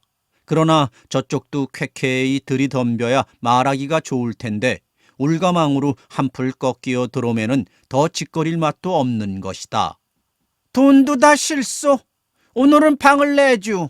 그는 말 한마디 또렷이 남기고 방문을 탁 닫아버렸다. 그러고 서너 발 두덜거리며 물러서자 다시 가서 문을 열어잡고 오늘 우리 조카가 이리 온다니까 어차피 방은 있어야 하겠소. 장독 옆으로 빠진 수채를 건너서면 바로 아랫방이다. 본실은 광이었으나 새방 놓으려고 싱둥벙둥 방을 들인 것이다. 흙질한 것도 우체보다는 아직 성하고 신문지로 치덕이었을 망정 제법 벽도 번듯하다. 비바람이 들여치어 누렇게 들뜬 미닫이였다. 살며시 열고 노려보니 망할 노랑퉁이가 여전히 이불을 쓰고 끙끙 누웠다. 노란 낯짝이 광대뼈가 툭 붉어진 게 어제만도 더 못한 것 같다. 어쩌자고 저걸 들였는지 제 생각을 해도 속알지는 없었다. 돈도 좋거니와 팔자에 없는 송장을 칠까봐 애간장이 다 졸아든다. 하기야 처음 올 때 저 병색을 모른 것도 아니고 영감님 무슨 병환이시오? 하고 겁을 먹으니까 이제 감기를 좀 들렸더니 이러우. 이런 굴치 같은 영감장이가 또 있으랴. 그리고 그날부터 뒷간에다 핏똥을 내깔기며 이앓는 소리를 쩔쩔 매는 것이다. 보기에 추하기도 할 뿐더러 그 신음소리를 들을 적마다 사지가 으스러지는 것 같다. 그러나 더 얄미운 것은 이걸 데리고 온 그 딸이었다. 버스걸 다니니까 아마 가진 말이 심한 모양이다. 부족증이라고 한마디만 했으면 속이나 시원할 걸 여태도 감기가 세서 그렇다고 바득바득 우긴다. 방을 안 줄까봐 속인 그 행실을 생각하면 곤둔에 불이 올라서 영감님 오늘은 방셀 주셔야지요. 아이고 시방 내 몸이 아파 죽겠소. 아유. 영감님은 괜한 소리를 한단 듯이 썩 귀찮게 벽 쪽으로 돌아눕는다. 그리고 어그머니 끙끙 움츠러드는 소리를 친다. 아니 영 방세는 안 내실 테요? 하고 소리를 빽 지르지 않을래야 않을 수 없다. 아이 내 시방 죽는 몸이요. 가만히 있어. 아이고. 글쎄 죽는 건 죽는 거고 방세는 방세가 아니요. 영감님 죽기로서니 어째 내 방세를 못 받는단 말이요? 아이고 내가 죽는데 어째 또 방세는 낸단 말이요. 아이고. 영감님은 고개를 돌려 눈을 부릅뜨고 만화님 못지않게 호령이었다. 죽을 때가 가까워오니까 아기 바칠 대로 송두리째 바친 모양이다. 아이 나이는 정 그렇거든 내 딸 오고든 받아가 그려. 이건 누구에게 찢다운가 원 별일도 다 많어이. 하고 홀로 입속으로 중얼거리며 물러가는 것도 상책일는지 모른다. 괜시레 병든 것과 겪고 틀고 이러단 결국 이쪽이 한급 죄인다. 그보단 딸이나 오거든 톡톡이 따져서 내쫓는 것이 일이 쉬우리라. 그 옆으로 좀 사이를 두고 나란히 붙은 미닫이가 또 하나 있다. 열고자 문설주에 손을 대다가 잠깐 멈칫하였다. 툇마루 위에 무람없이 올려놓인 이 굿은 분명히 악기꼬의 구두일 게다. 문 열어볼 용기를 잃고 그는 부엌 쪽으로 돌아가며 쓴 입맛을 다시었다. 카페인가 뭔가 다니는 계집애들은 죄다 그렇게 망골들인지 모른다. 영애하고 악기꼬는 아무리 잘 봐도 씨알이 사람 될 것 같지 않다. 아래 우턱도 몰라보는 애들이 남봉질에 향수만 찾고 그래도 영애란 계집엔 비록 심술은 내고 낼 망정 뭘 물으면 대답이나 한다. 요 악기꼬는 방세를 내래도 입을 꼭 다물고는 안착해도 대꾸 한마디 없다. 여러 번 듣기 싫게 조르면 그제서는 이쪽이 낼 성을 제가 내가지고 누가 입고도 안 내요? 좀 편히 계셔요. 어련히 낼라고. 그런 극성 처음 보겠네. 이렇게 쥐어박는 소리를 하는 것이 아닌가. 좀 편히 계시라는 이 말엔 하어이가 없어서도 고만 찔끔 못한다. 망할년 언제 병이 들었었나? 쓸방을 못 쓰고 사골세를 놓은 것은 돈이 아쉬웠던 까닭이었다. 두 영감 마누라가 산다고 호젓해서 동무로 모은 것도 아니다. 그런데 팔자가 사나운 지 모두 우거지상, 노랑퉁이, 말괄량이 이런 몹쓸 것들 뿐이다. 이 망할 것들이 방세를 내는 셈도 아니요. 그렇다고 아주 안 내는 것도 아니다. 한 달치를 비록 석 달에 별로 내는 한이 있더라도 영 내는 건 내는 거였다. 저희들끼리 짝이나 한 듯이 80전, 70전, 그저 이런 요렇게 짤끔짤끔거리고 만다. 오늘은 크게 얼를 줄 알았더니 하고 보니까 역시 어저께나 다름이 없다. 방의 세간을 마루로 내나가며 새를 들인 보람이 무엇인지. 그는 마루 끝에 걸터 앉아서 화풀이로 담배 한 대를 피워문다. 그러나 아무리 생각하여도 내 방 빌리고 내가 말 못하는 것은 병신스러운 지심에 틀림이 없다. 담뱃대를 마루에 내던지고 약을 좀 올려가지고 다시 아래채로 내려간다. 기세 좋게 방문이 획 열리었다. 아끼꼬, 이봐, 자. 아끼꼬는 내 활개를 벌리고 아끼꼬답게 무사태평이 코를 골아 울린다. 저통이를 풀어헤친 채 부끄럼 없고 두 달인 이불산 위로 번쩍 들어올렸다. 담배 연기가 가득 찬 방 안엔 분내가 획 끼치고 이봐, 아끼꼬, 자. 이번엔 대문 밖에서도 잘 들릴 만큼 목청을 돋았다. 그러나 생시에도 대답 없는 아끼꼬가 꿈속에서 대답할 리 없음을 알았다. 그저 겨우 입속으로 망할 깨집에도 가랑머리를 쩍 벌리고 저게 온. 미닫이가 딱 닦여지는 서슬에 문틀 위에 안약병이 떨어진다. 그제야 아끼꼬는 조심히 눈을 떠보고 일어나 앉았다. 망할년 저보고 누가 포랬나? 하고 한 옆에 놓인 손거울을 집어든다. 어젯밤 잠을 설친 바람에 얼굴이 부석부석하였다. 권련에 불이 붙는다. 그는 천정을 향하여 연기를 내뿜으며 가만히 바라본다. 뾰족한 입에서 연기는 고리가 되어 한둘레 두둘레 새어나온다. 그놈을 하나씩 손가락으로 꼭 찔러서 터치고 터치고. 아까부터 영애를 기다렸으나 오정이 가까워도 오질 않는다. 단성사를 갔는지 창경원을 갔는지 그래도 저 혼자 안 갈걸. 이런 때이면 방 좁은 것이 새삼스럽게 불편하였다. 햇빛이 안 들고 늘 습한 건 말고 조금만 더 넓었으면 좋겠다.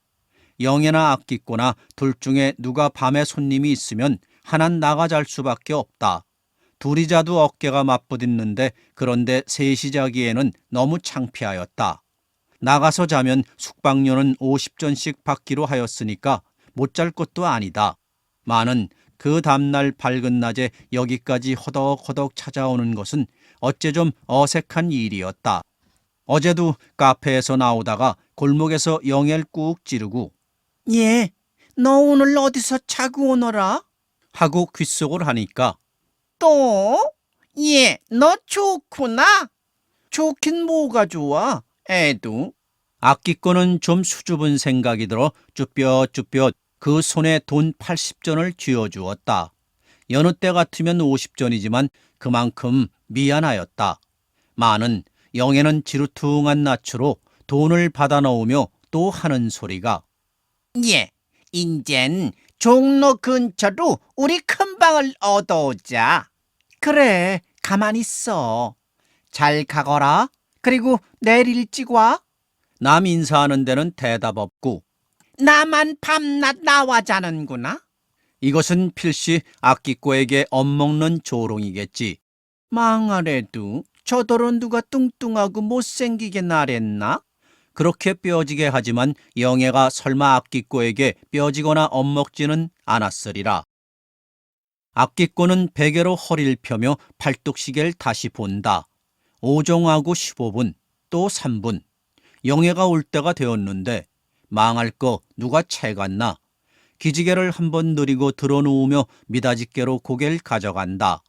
문 아랫도리에 손가락 하나 드나들 만한 구멍이 뚫리었다. 주인 마누라가 그제야 좀 화가 식었는지 안방으로 휘젓고 들어가는 치맛거리가 보인다. 그리고 마루 뒤주 위에는 언제 꺾어다 꽂았는지 정정병에 엉성이 뻗은 꽃가지. 붉게 핀 것은 복숭아 꽃을 깨고 노랗게 척척 늘어진 저건 개나리다. 건넌방 문은 여전히 꼭 닫혔고 뒷간에 가는 기색도 없다. 저 속엔 지금 제가 별명진 톨스토이가 책상 앞에 웅크리고 앉아서 눈을 감고 있으리라. 올라가서 이야기나 좀 하고 싶어도 구렁이 같은 주인 마누라가 지키고 앉아서 감히 나오질 못한다. 이것은 악기꼬가 안채의 기맥을 정탐하는 썩 필요한 구멍이었다. 뿐만 아니라 저녁 나절엔 재미스러운 연극을 보는 한 요지경도 된다. 어느 때에는 영애와 같이 나란히 누워서 베개를 베고 하나 한 구멍씩 맡아가지고 구경을 한다. 왜냐면 5점 반쯤 되면 완전히 히스테리인 톨스토이의 누님이 공장에서 나오는 까닭이었다. 그 누님은 성질이 어찌 과란지 대문간서부터 들어오는 기색이 난다. 입을 다물고 눈살을 접은 그 얼굴을 보면 일상 마땅치 않은, 그리고 세상에 낙을 모르는 사람 같다. 어깨는 축 늘어지고 풀없어 보이면서 게다가 걸음만 빠르다. 들어오면 우선 건넌방 툇마루에다 빈 벤또를 쟁그렁하고 내다 붙인다. 이것은 아우에게 시위도 되거니와 이래야 또 직성도 풀린다. 그리고 그는 눈을 휘둥그렇게 뜨고 사면의 불평을 찾기 시작한다. 많은 아우는 마당도 쓸어놓고 부뚜막에 그릇도 치고 물독의 뚜껑도 잘 덮어놓았다. 신발장이라도 잘못 놓여야 트집을 걸 텐데 아주 말쑥하니까 물바가지를 땅으로 동댕이 친다. 이렇게 불평을 찾다가 불평이 없어도 또한 불평이었다. 마당을 쓸면 잘 쓸던지 그릇에다 흙칠을 온통 해놨으니 이게 뭐냐? 끝이 꼬부라진 그 책망. 아우는 속에서 끽소리 없다. 밥을 얻어먹었으면 밥값을 해야지. 늘 부처님같이 방구석에 꽉 앉았기만 하면 고만이냐? 이것이 하루 몇 번씩 귀 아프게 듣는 인사이었다. 눈을 홉두고 서서 문 닫힌 건넌방을 향하여 퍼붓는 포악이었다. 그런 때이면 야윈 목에가 굵은 핏대가 불끈 솟고 구부정한 허리로 겨 거품까지 흐른다. 그러나 이건 보통 때의 말이다. 어쩌다 공장에서 뒤를 늦게 본다고 감독에게 쥐어박히거나 혹은 재봉침에 엄지손톱을 박아서 반쯤 죽어오는 적도 있다. 그러면 가뜩이나 급한 그 행동이 더 부리야부리야한다. 손에 잡히는 대로 그릇을 내던져 깨치며 왜 내가 이 고생을 해가면 널 먹이니? 이놈아! 헐없이 미친 사람이 된다. 아우는 그대로 귀가 먹은 듯이 잠자코 앉았다. 누님은 혼자 서서 제 몸을 들볶다가 나중엔 울음이 탁 터진다. 공장살이에 받는 서름을 모두 아우의 탓으로 돌린다. 그러면 할 일 없이 아우는 마당에 내려와서 누님의 어깨를 두 손으로 붙잡고 누님, 다 내가 잘못했수. 그만두. 하고 달래지 않을 수 없다. 네가 이놈아! 내 살을 뜯어먹는 거야! 그래, 알았수. 내가 다 잘못했으니 그만둡시다. 듣기 싫이여! 물러나! 하고 벌컥 떠다밀면 땅에 펄썩 주저앉는 아우다. 열적은 듯 죄송한 듯 얼굴이 벌게서 털고 일어나는 그 아우를 보면 우습고도 일변 가엾었다. 그러나 더 우스운 것은 마루에서 저녁을 먹을 때의 광경이다. 누님이 밥을 퍼가지고 올라와서는 아무 말 없이 아우의 앞으로 한 그릇을 쭉 밀어놓는다. 그리고 자기는 자기대로 외면하여 푹푹 퍼먹고 일어선다. 물론 반찬도 각각 먹는 것이다. 아우는 군말 없이 두 다리를 세우고 눈을 내려 깔고는 그 밥을 떠먹는다. 방에 앉아서 주인 마누란 업신여기는 눈으로 은근히 흘겨준다. 영엔 톨스토이가 너무 병신스러운데 고를 낸다. 암만 얻어먹더라도 씩씩하게 대들질 못하고 저런. 그러나 악기꾼은 바보가 아니라 사람이 너무 착해서 그렇다고 우긴다. 하긴 그렇다고 누님이 자기 밥을 얻어먹는 아우가 미워서 그런 것도 아니다. 나뭇잎이 등금등금 날리던 작년 가을이었다. 매일같이 하 들볶으니까 온다 간다 말없이 하룬 아우가 없어졌다. 이틀이 되어도 없고 사흘이 되어도 없고 일주일이 썩 지나도 영 들어오질 않는다. 누님은 아우를 찾으러 다니기에 눈이 뒤집혔다. 그렇게 착실히 다니던 공장에도 며칠씩 빠지고 혹은 밥도 굶었다. 나중엔 아우가 한을 품고 죽었나 보다고 집에 들어오면 마루에 주저앉아서 통곡이었다.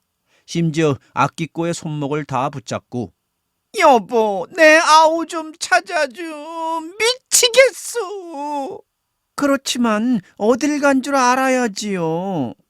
아니, 그런데 놀러 가거든 좀 붙들어줘. 부모 없이 불쌍히 자란 그놈이. 말끝도 다 못 마치고 이렇게 울던 누님이 아니었던가. 아흘에 만에야 아우를 남대문 밖 동무집에서 찾아왔다. 누님은 기뻐서 또 울었다. 그리고 그 다음 날부터 다시 들볶기 시작하였다. 이 속은 참으로 알 수 없고 여북해야 악기꼬는 대문 소리만 좀 다르면 얘 영애야, 변덕쟁이 온다. 어서 이리 와. 하고 입속 없이 신이 오른다. 악기꼬는 남모르게 톨스토이를 마음에 두었다. 꿈을 꾸어도 늘 울가망으로 톨스토이가 나타나곤 한다. 꼭 발렌티노 같이 두 팔을 떡 벌리고 하는 소리가 오, 저는 당신을 사랑합니다. 이 가슴에 안겨주소서. 그러나 생시에는 이놈의 톨스토이가 악기꼬에 애타는 속도 모르고 본둥만둥이 아닌가.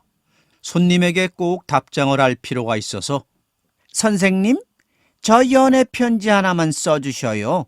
악기꼬가 톨스토이를 찾아가면 저 그런 건 못 씁니다. 소설 쓰시는 이가 그래 연애 편지를 못 써요?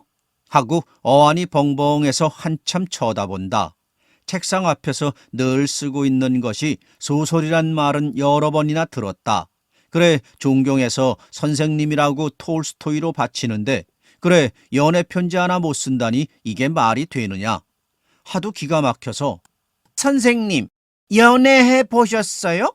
하면 무한당한 계집애처럼 고만 얼굴이 벌개진다. 전 그런 건 모릅니다. 악기꾼 톨스토이가 저한테 흥미를 안 갖는 걸 알고 좀 셀쭉하였다. 카페에서 구는 여급이라고 넘보는 맥인지 조선말로 부르면 흉해서 악기꼬로 행세하지만 영영 악기꾼 줄 아나보다. 어쩌면 톨스토이가 흉측스럽게 아랫방 버스걸과 눈이 맞았는지도 모른다.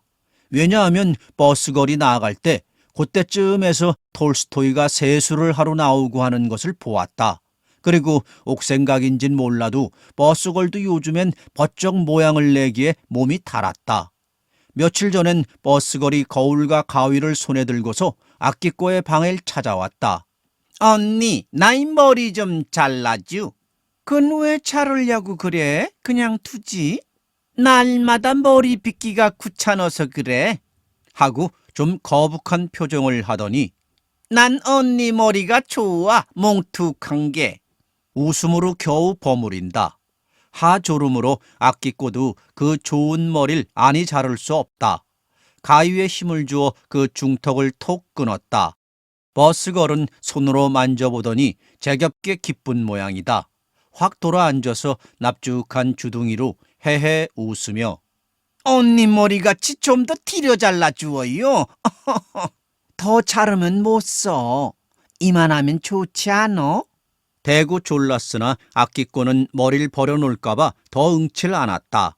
여기에 성이 바르르 나서 버스걸은 제 방으로 가서는 제 손으로 더 몽총이 잘라버렸다. 그 뜯어놓은 머리에다 분을 하얗게 바르고는 아주 좋다고 나다니는 계집애다. 양말 뒤축에 빵꾸가 좀 나도 제 방 들어갈 때 뒤로 기어든다. 아침에 나갈 때 보면 버스걸은 커다란 책보를 옆에 끼고 아주 버젓하다. 처음에 악기꼬가 고등과에 다니는 학생인가 한 것도 무리는 아니었다. 왜냐면 그 책보가 고등과에 다니는 책보같이 그렇게 탐스럽고 허울이 좋았다. 그러나 차차 알고 보니 보지도 않은 허언 잡지를 그렇게 포개고 그 사이에 벤또를 꼭 물려서 싼 책보이었다. 벤또 하나만 싸면 공장의 계집애나 버스걸로 알까 봐서 그 무거운 잡지책을 힘드는 줄도 모르고 들고 왔다 갔다 하는 것이 아니냐. 그래 놓고는 저녁에 돌아올 때면 웬 도둑놈 같은 무서운 중학생 놈이 쫓아오고 한다고 늘 성화다. 아이고 저 그놈 대리를 꺾어놓지. 이렇게 딸의 비위를 맞추어 병든 아버진 이불 속에서 큰 소리다. 그리고 아침마다 딸 맘에 떡 들도록 그 책보를 싸는 것도 역시 그의 일이었다. 정성스레 귀를 내어 문 밖으로 두 손으로 내받치며 예, 일찌감이 돌아오너라. 감기 들라. 이런 걸 보면 영엔 또 마음에 맞듣지 않았다.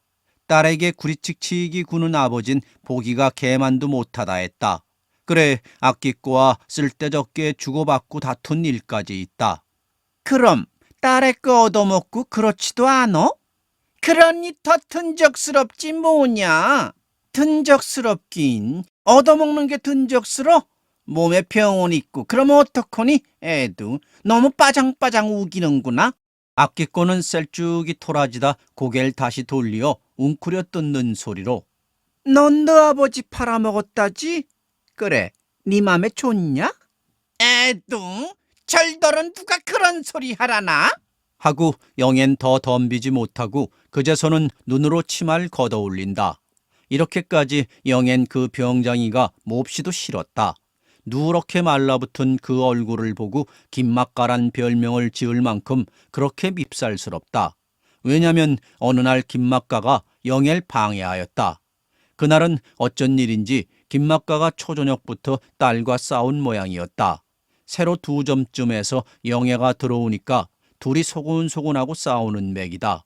가뜩이나 엄살을 부리는 데다 더 흉축을 떨며 아이고 하느님 맙시사. 그렇지 않으면 하느님 날 잡아가지 왜 이리 남겨두시오. 아래 웃간을 흙벽으로 막았으면 좋을 걸 얇은 빈지를 들이고 종이로 발랐다. 웃간에서 부시럭 소리만 나도 아랫간까지 그대로 흘러든다. 그 벽에다 머리를 쾅쾅 부딪히며 아이고 이놈의 팔자들. 객간엔 딸 앞에서 죽는다고 결기를 이는 꼴이다. 그러면 딸은 표독스러운 음성으로 누가 아버지 보고 돌아가시랬어요? 괜히 남의 비위를 긁어놓고 그러시네. 늙은이 보고 담배를 끊으라는 게 죽으라는 게지 뭐야. 그게 죽으라는 거야요? 남 들으면 정말로 알겠네. 딸이 좀 더 볼멘 소리로 쏘아박으니 또다시 아이고 이놈의 팔자들. 벽에 머리를 부딪히며 어린애같이 깨깨 울고 앉았다. 질긴 귀로도 못 들을 징그러운 그 울음소리가 가물의 빗방울같이 모처럼 끌고 왔던 영애의 손님이 이마를 접는다. 그리고 아무 말 없이 취한 걸음으로 비틀비틀 쪽마루로 내걷는다. 되는 대로 구두짝이 끌린다. 왜 가셔요? 아이고 저 요담 또지. 아, 여보세요. 이 밤중에 어딜 간다고 그러셔요? 하고 대문간에서 그 양복을 잡아챈다. 많은 허황한 손이 올라와 툭툭 털어버리고 내 요담에 또 오지. 꽝꽝거리시. 그리고 천변을 끼고 비틀거리는 술 취한 걸음이다. 영엔 눈에 독이 잔뜩 올라서 한전등이 둘셋씩 보인다.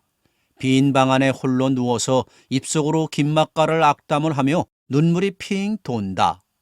찹쌀떡 메밀묵. 벌써 1점 45분. 영엔 뒤툭뒤툭 들어오며 살집 좋은 얼굴이 싱글벙글이다. 손엔 통통한 과자봉지. 미닫이를 여니 운목구석에 쓸어박은 헌 양말짝, 때절은 속꽃, 보기에 어수선 산란하다. 벌써 오니? 좀 더 있지? 애도 목욕하고 온단다. 목욕은 혼자 가니? 하고 좀 뼈지려 한다. 그래 넣어주려고 과자 사왔어요. 그럼 그렇지 우리 영애가. 요강에서 손을 뽑으며 긴이 달려든다. 악기꺼는 오줌을 눌 적마다 요강에 받아서는 이 손을 담그고 한참 있고 저 손을 담그고 그러나 석 달이나 넘어 그랬건만 손결이 별로 고와진 것 같지 않다. 그 손을 손수건에 닦고 나서 모두 생과자만 사왔구나. 우선 하나를 덥석 물어 뗀다. 그 손으로 그냥 먹니 얘? 난 싫단다. 매드러워? 저도 오줌을 누면서 그래. 그래도 먹는 것하고 같으냐? 하지만 영엔 아끼꼬보다 마음이 훨씬 누웠다. 더 타내지 않고 그런 양으로 앉아서 같이 집어먹는다. 그의 마음엔 아끼꼬의 생활이 몹시 부러웠다. 여러 손님의 사랑에 고이며 예쁜 얼굴을 자랑하는 아끼꼬. 영의 자신도 꼭 껴안아주고 싶은 아담스러운 그런 얼굴이다. 그인 언제 갔니? 새벽녘에 내뺐단다. 아주 숙백이야.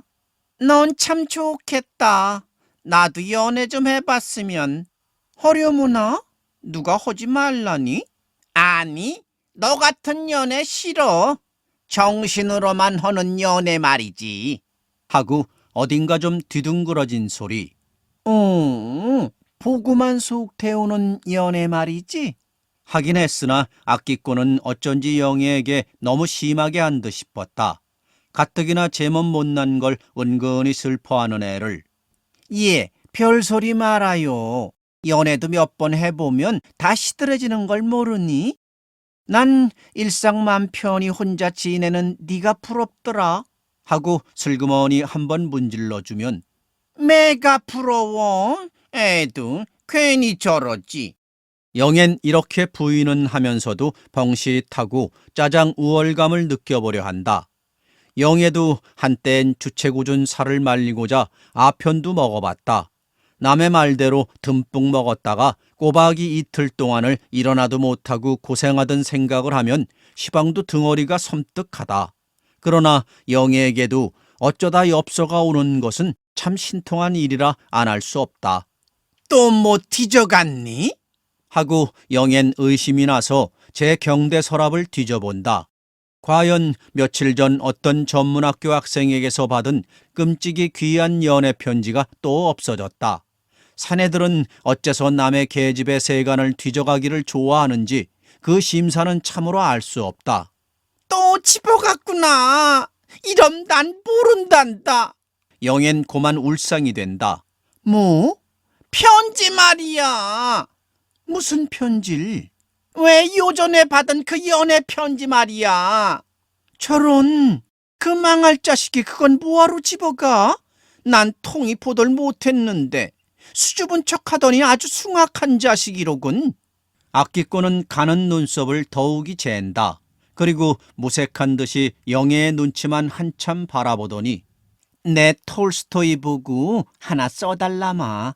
그럼 이담 연애 편지 쓸 때 그거 보고 쓰면 고만하냐. 하고 곱게 달랜다. 그러나 과연 톨스토이가 하나 써줄는지 그것도 의문이다. 영애가 벌써 전부터 여길 떠나자고 졸라도 좀 하고 망설이고 있는 아끼꼬. 그런 성의를 모르고 톨스토이는 아끼꼬를 보아도 늘 한양으로 대단치 않게 지나간다. 그렇다고 한때는 버스걸에게 마음을 두었나 하고 의심도 해봤으나 실상은 그런 것도 아닐 것이다. 낮에 사직동 공원으로 올라가면 아끼꼬는 가끔 톨스토이를 만난다. 굵은 소나무 줄기에 등을 빗겨대고 먼 하늘만 정신없이 바라보고 섰는 톨스토이다. 아끼꼬가 그 앞을 지나가도 못 본 채 하고 들떠보도 않는다. 약이 올라서 속으로 망할 자식 하고 욕도 하여 본다. 그러나 나중 알고 보면 못 본 채가 아니라 사실은 뜨고 못 보는 것이다. 그렇게 등신같이 한눈을 팔고 섰는 톨스토이다. 이걸 보면 아끼꼬는 여자 고보를 중도에 퇴학하던 저의 과거를 연상하고 가엾은 생각이 든다. 누님에게 얻어먹고 저러고 있는 것이 오죽 고생이랴. 그러고 학교 때 수신 선생이 이야기하던 착하고 바보 같다던 그 톨스토이가 과연 저런 건지 하고 객적은 조바심도 든다. 아끼꼬는 기침을 캑하고 그 앞으로 다가선다. 눈은 깜빡깜빡하며 선생님, 뭘 그렇게 생각하셔요? 하고 불쌍한 낯을 하면 아니요. 하고 어색한 듯이 어물어물하고 만다. 그렇게 섰지 마시고 좀 운동을 해보셔요. 하도 딱하여 아끼꼬는 이렇게 권고도 하여 본다. 오늘은 방을 좀 치워야겠소. 여기 내 조카도 지금 오고 했으니까. 주인 마누란 약이 바짝 올라서 매섭게 쏘아본다. 방에서만 꾸물꾸물 방패막이를 하고 있는 톨스토이가 여간 밉지 않다. 아, 여보, 방에 세간을 좀 치워줘요. 그래야 오는 사람이 들어가질 않소. 사날만 더 참아줍시오. 이번엔 꼭 내겠습니다. 아니, 사골세를 안 낸 데서 그런 게 아니오. 내가 오늘부터 잘 데가 없고 이 방을 꼭 써야겠기에 그래서 방을 내달란 것이지. 응. 양복바지를 거반 엉덩이에 걸친 뻐드렁니가 이렇게 허리를 쓱 편다. 주인 마누라가 툭하면 불러온다던 저희 조카란 놈이 필연 이걸 깨다. 혼자 독학으로 부총회까지 출세란 굉장한 사람이라 라고 늘 입에 침이 말랐다. 그러나 귀 처진 눈은 말고 해벌어진 입에 양복 입은 체격하고 별로 굉장한 것 같지 않다. 게다 얼자가 분수 없이 뻗팅기려고 참아주시는 길이니 며칠만 더 참아주십시오. 이렇게 애걸하면 아, 여보, 당신도 그래 사람이요? 하고 제법 사태질까지 할 줄 안다. 저런 자식도 못도 생겼다. 저게 아마 경성부 소사지? 글쎄, 그래도 제법 넥타이를 다 잡숫고. 하고 손가락이 들어가 문의 구멍을 좀 더 후벼 판다. 마는 악기꾼은 구렁이의 속을 빤히 다 안다. 인젠 방세도 싫고 새빵 사람을 다 내쫓으려고 한다. 김막가나 악기꾼은 겁이 나서 차마 못 건드리고 제일 만만한 톨스토이부터 우선 몰아내려는 연극이었다. 아이고, 저 구렁이 좀 봐라. 옆에 서서 눈짓을 해가며 자꾸 시기지? 글쎄, 자식도 얼간이가 아니야. 저 아주범 시키는 대로 놀고서 깨. 어쭈, 얼자가 뻗팅긴다. 지가 우아길 벗어놓으면 어쩔 테야 그래. 자식도. 톨스토이가 잠자코 앉아있으니까 약이 올라서 저래. 맞부리는 게 밉살머리 굳지. 자식 그저 한 대 안겨줬으면. 내가 한 대 먹이면 저거 코태꼴로 간다. 그러니깐 악기코한테 감히 못 오지 않어? 주먹을 이렇게 들어 베다가 고만 영애의 턱을 치질렀다. 영애는 고개를 저리 돌려 또 빼죽하고 얘 이럼 난 싫단다. 얜 누가 뭐 부러 그랬니? 또 빼죽하게. 하고 악기꼬도 좀 빼죽하다가 슬슬 뭉치며 그래, 잘못했다. 그만두자. 영애의 턱을 손등으로 문질러주고 쟤, 저것 봐라. 놈은 팔을 걷고 구렁인 말을 구르고 야단이다. 얘 재밌다. 구렁이가 약이 바짝 올랐지. 저 자식 보게 제 맘대로 남의 방에 들어가지 않어?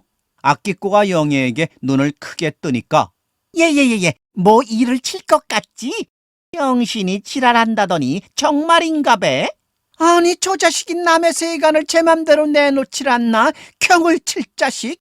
그건 나무래 뭘 해. 그저 톨스토이가 바보야. 그래도 부처같이 잠자코 앉아있지 않어. 세상엔 별 바보도 다 많어이. 악기꼬는 그건 들은 채도 안 하고 대뜸 일어선다. 미닫이가 열리자 우람스러운 걸음, 한숨에 툇마루로 올라서며 볼멘 소리다. 아니 여보슈, 남의 세간을 그래 마음대로 내놓는 법 있어? 당신이 웬 챙견이요? 얼자는 톨스토이의 책상을 들고 나오다 방문턱에 우뚝 멈춘다. 눈을 휘둥그렇게 뜨고 주저주저하는 양이 대담한 악기꼬에 적이 놀란 모양. 오늘부터 내가 여기서 자야 할 테니까 그래서 방을 치는데. 얼자는 주변성 없는 말로 이렇게 굳다가 당신 마음대로 방은 치는 거요? 그럼 내 방 내 맘대로 치지 누구에게 물어본단 말이요?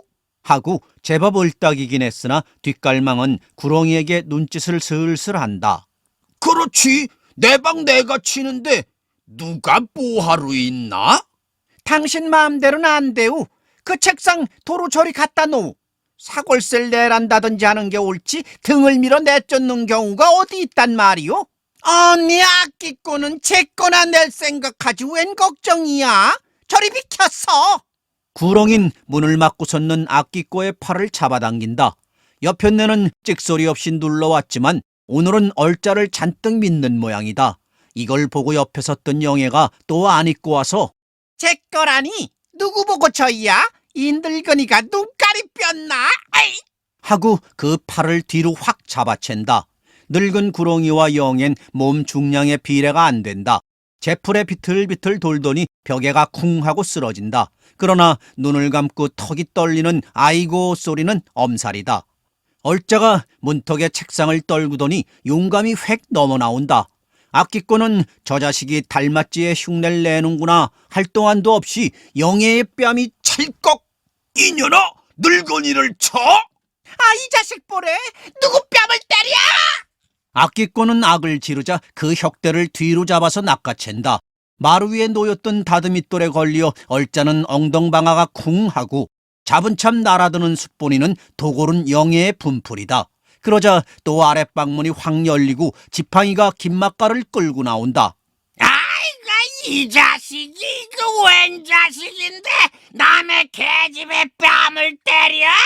와, 이런 망하다 판이 날 자식아. 아이, 눈에 아무것도 배질 않나? 이거 세상이 망한다 한데도 말이야. 이런 자식은. 김막가는 뜰에서부터 사방이 들으라고 와짝 떠들며 올라온다. 구렁이한테 늘 쪼여 지내던 원한의 복수로 아끼꼬와 서로 멱살잡이로 섰는 얼짜의 복장을 지팡이는 내지른다. 아이, 이런 연병을 하다 땀통이 끊어질 자식이 나. 아이. 그와 동시에 김막가는 건불같이 뒤로 벌렁 나자빠졌다. 내댔던 지팡이가 도로 물러오며 바짝 마른 허구리를 쳤던 것이다. 개신개신 몸을 이르집으며 김막가는 9시월 설이 맞은 독사가 된다. 이다, 이 자식아! 넌 네 애비도 없니? 대뜸 지팡이 날아들어 얼짜의 귓배기를 내려 갈긴다. 딱 하고 뼈 닿는 무딘 소리. 얼짜는 고개를 푹 꺾고 귀에 두 손을 들여대자 죽은 듯이 꼼짝 못한다. 아끼꼬도 얼짜에게 뺨 한 개를 얻어맞고 울고 있었다. 이 좋은 기회를 타서 얼짜의 등 뒤로 빨간 얼굴이 달려든다. 이건 권투식으로 집어칠까 하다 그대로 그 어깨 쭉지를 뒤로 물고 늘어진다. 이렇게 외마디 소리로 아가리를 딱딱 벌린다. 그리고 뒤통수로 안팡스레 날아든 것은 영예의 주먹이다. 톨스토이는 모두가 미안쩍고 따라 제풀에 지질려서 어쩔 줄을 모른다. 옆에서 눈을 흘기는 영예도 모르고 놓으셔요. 그만 놓으셔요. 이거 이러면 어떡합니까? 하며 아끼꼬의 등을 두 손으로 흔든다. 구렁이도 벌벌 떨어가며 인연이 사람을 뜯어먹을 텐가? 안 노니? 이거 안 놔! 아끼꼬를 대구 잡아당기며 어른다. 그러나 잡아당기면 당길수록 얼짜는 소리를 더 지른다. 아야야야! 이러다간 일만 크게 벌어질 걸 알고 구렁인 간이 고만 달룽한다. 이 사품에 안방 미닫인 설죽이 부러지고 뒤주 안에 얹었던 대접이 둘이나 떨어져 깨졌다. 잔뜩 믿었던 조카는 저렇게 죽게 되고 이러단 방은커녕 사람을 잡겠다 생각하고 그는 온몸이 덜덜 떨리었다. 게다가 모지게 내려치는 김막가의 지팡이. 구렁인 불이 나게 대문 밖으로 나왔다. 골목길을 내려오며 뒤에 날리는 치맛자락에 바람이 났다. 사골세를 내렸으면 좋지. 내쫓으려고 하니까 그렇게 분란이 일고하는 게 아니야. 아이고, 아닙니다. 누가 내쫓으려고 그래요. 세를 내라고 그러니까 그렇게 아끼꼬란 년이 올라와서 온통 사람을 뜯어먹고 그러는군요. 아이고, 말 마라. 내쫓으려고 한 걸 아는데 그래. 요전에도 또 한 번 그런 일이 있었지. 순사는 노파의 뒤를 따라오며 나른한 하품을 주먹으로 끈다. 툭하면 와서 찐대를 붙는 노파의 행세가 여간 귀찮지 않다. 조그맣게 말라붙은 노파의 센 머리 쪽을 바라보며 올해 몇 살이야? 그년 19이죠. 그런데 그렇게. 아니, 노파 말이야. 네? 제 나이요? 아, 왜 57이라고 전번에 여쭸지요? 그런데 이 고생을 하는군요. 하고 궁상스레 우는 소리다. 노파는 김막가보다도 톨스토이보다도 누구보다도 아끼꼬가 가장 미웠다. 방세를 받을래도 중불나게 가로맡아서 지랄하기가 일수요. 또 밤낮 듣기 싫은 창가지리요. 게다가 새순물을 버려도 일부러 심정궂게 앞마루 끝으로 획 끼얹는 악기꼬. 인연을 이번엔 경을 흠씬 쳐놓고 말리라고 속이 간질돼서 그는 총총걸음을 치다가 돌부리에 채여 고만 나가 둥그러진다. 그 바람에 쓰레기통 한 귀에 내뻗은 못에 가서 치맛자락이 찌익하고 찢어진다. 아이고 망할 자식 같으니 쓰레기통에 못도 못 박았나. 하고 흙을 털고 일어나며 역정이 난다. 그 꼴을 보고 순사는 손으로 웃음을 가린다. 그 봐, 이젠 다시 오지 마라. 이번엔 할 수 없지만 또다시 오면 그땐 노파를 잡아갈 테야. 네, 다시 갈 리 있겠습니까? 그저 이번에 그 악기꼬란 년만 흠씬 버릇을 알려주십시오. 늙은이 보고 욕을 안 나요. 사람 치질 않나요. 그리고 아직 핏대도 다 안 마른 년이 서방이 몇인지 수가 없어요. 순사는 코대답을 해가며 귓등으로 듣는다. 너무 많이 들어서 인제는 흥미를 놓친 까닭이었다. 갈팡질팡 문지방을 넘다 또 고꾸라지려는 노파를 뒤로 부축하며 눈살을 찌푸린다. 알고 보니 짐작대로 노파 허통에 또 속은 모양이었다. 살인이 났다고 짓떠들더니 임장하여 보니까 조용한 집안에 웬 낯설은 양복장이 하나만 마루 끝에서 천연스레 담배를 필 뿐이다. 그리고는 장독 사이에서 왔다 갔다 하며 뭘 주워 먹는 쇠행지가 있을 뿐 신발짝 하나 난잡히 놓이지 않았다. 하어처구니가 없어서. 어서 죽었어. 아이고 푸네. 이것들이 또 절 고랑땡이를 먹이는군요. 이때까지 저 마루에서 치고 차고 깨물고 했답니다. 노파는 이렇게 주먹으로 복장을 찌며 원통한 사정을 하소한다. 왜냐면 이것들이 이 기맥을 벌써 눈치채고 제각기 헤어져 아주 얌전히 박혀있다. 악기꾼은 문을 닫고 제 방에서 콧노래를 부르고 지팡이를 들고 날뛰던 김막가는 언제 그랬더냔 듯이 제 방에서 끙끙 여전한 신음소리. 이렇게 되면 이번에도 또 자기만 남을 잃게 될 것을 알고 아이고 푸네. 아이고 푸네. 주먹으로 복장을 연방 두들기다 조카를 보고 예, 넌 어떻게 돼서 이렇게 혼자 앉았니? 뭘 어떻게 돼요? 되긴. 하고 지릅드는 그 대답은 썩 퉁명스럽고 겁세다. 이런 화중으로 끌고 온 아주머니 몹시 밉고 원망스러운 눈치가 아닌가. 이걸 보면 경은 무던히 치고 난 놈이다. 아이고 푸네. 너 꺼정 이러니? 뭘 푸네? 이 망할 것아! 순산 소리를 빽 지르고 도로 돌아서려 한다. 나리 저 좀 보셔요. 문 부서진 것하고 대접 깨진 걸 보셔도 알잖아요. 그래, 어떤 조카가 죽었어? 이것이 그렇게 죽도록 경을 치고도 바보가 돼서 이래요. 바보면 죽어도 사나? 하고 순사는 고개를 들이밀어 마룻개를 살펴보니 따는 그릇은 깨지고 문은 부서졌다. 능글맞은 노파가 일부러 그런 줄은 아나 그렇다고 책임상 그냥 가기도 어렵다. 퍽도 극성스러운 늙은이라 생각하고 누가 그랬어? 그래, 저 악기꼬가 혼자 그랬어요. 악기꼬, 파출소까지 같이 가. 네, 그러셔요. 하도 여러 번 겪는 일이라 이젠 아주 익숙하다. 저고리를 갈아입으며 웃는 얼굴로 내려온다.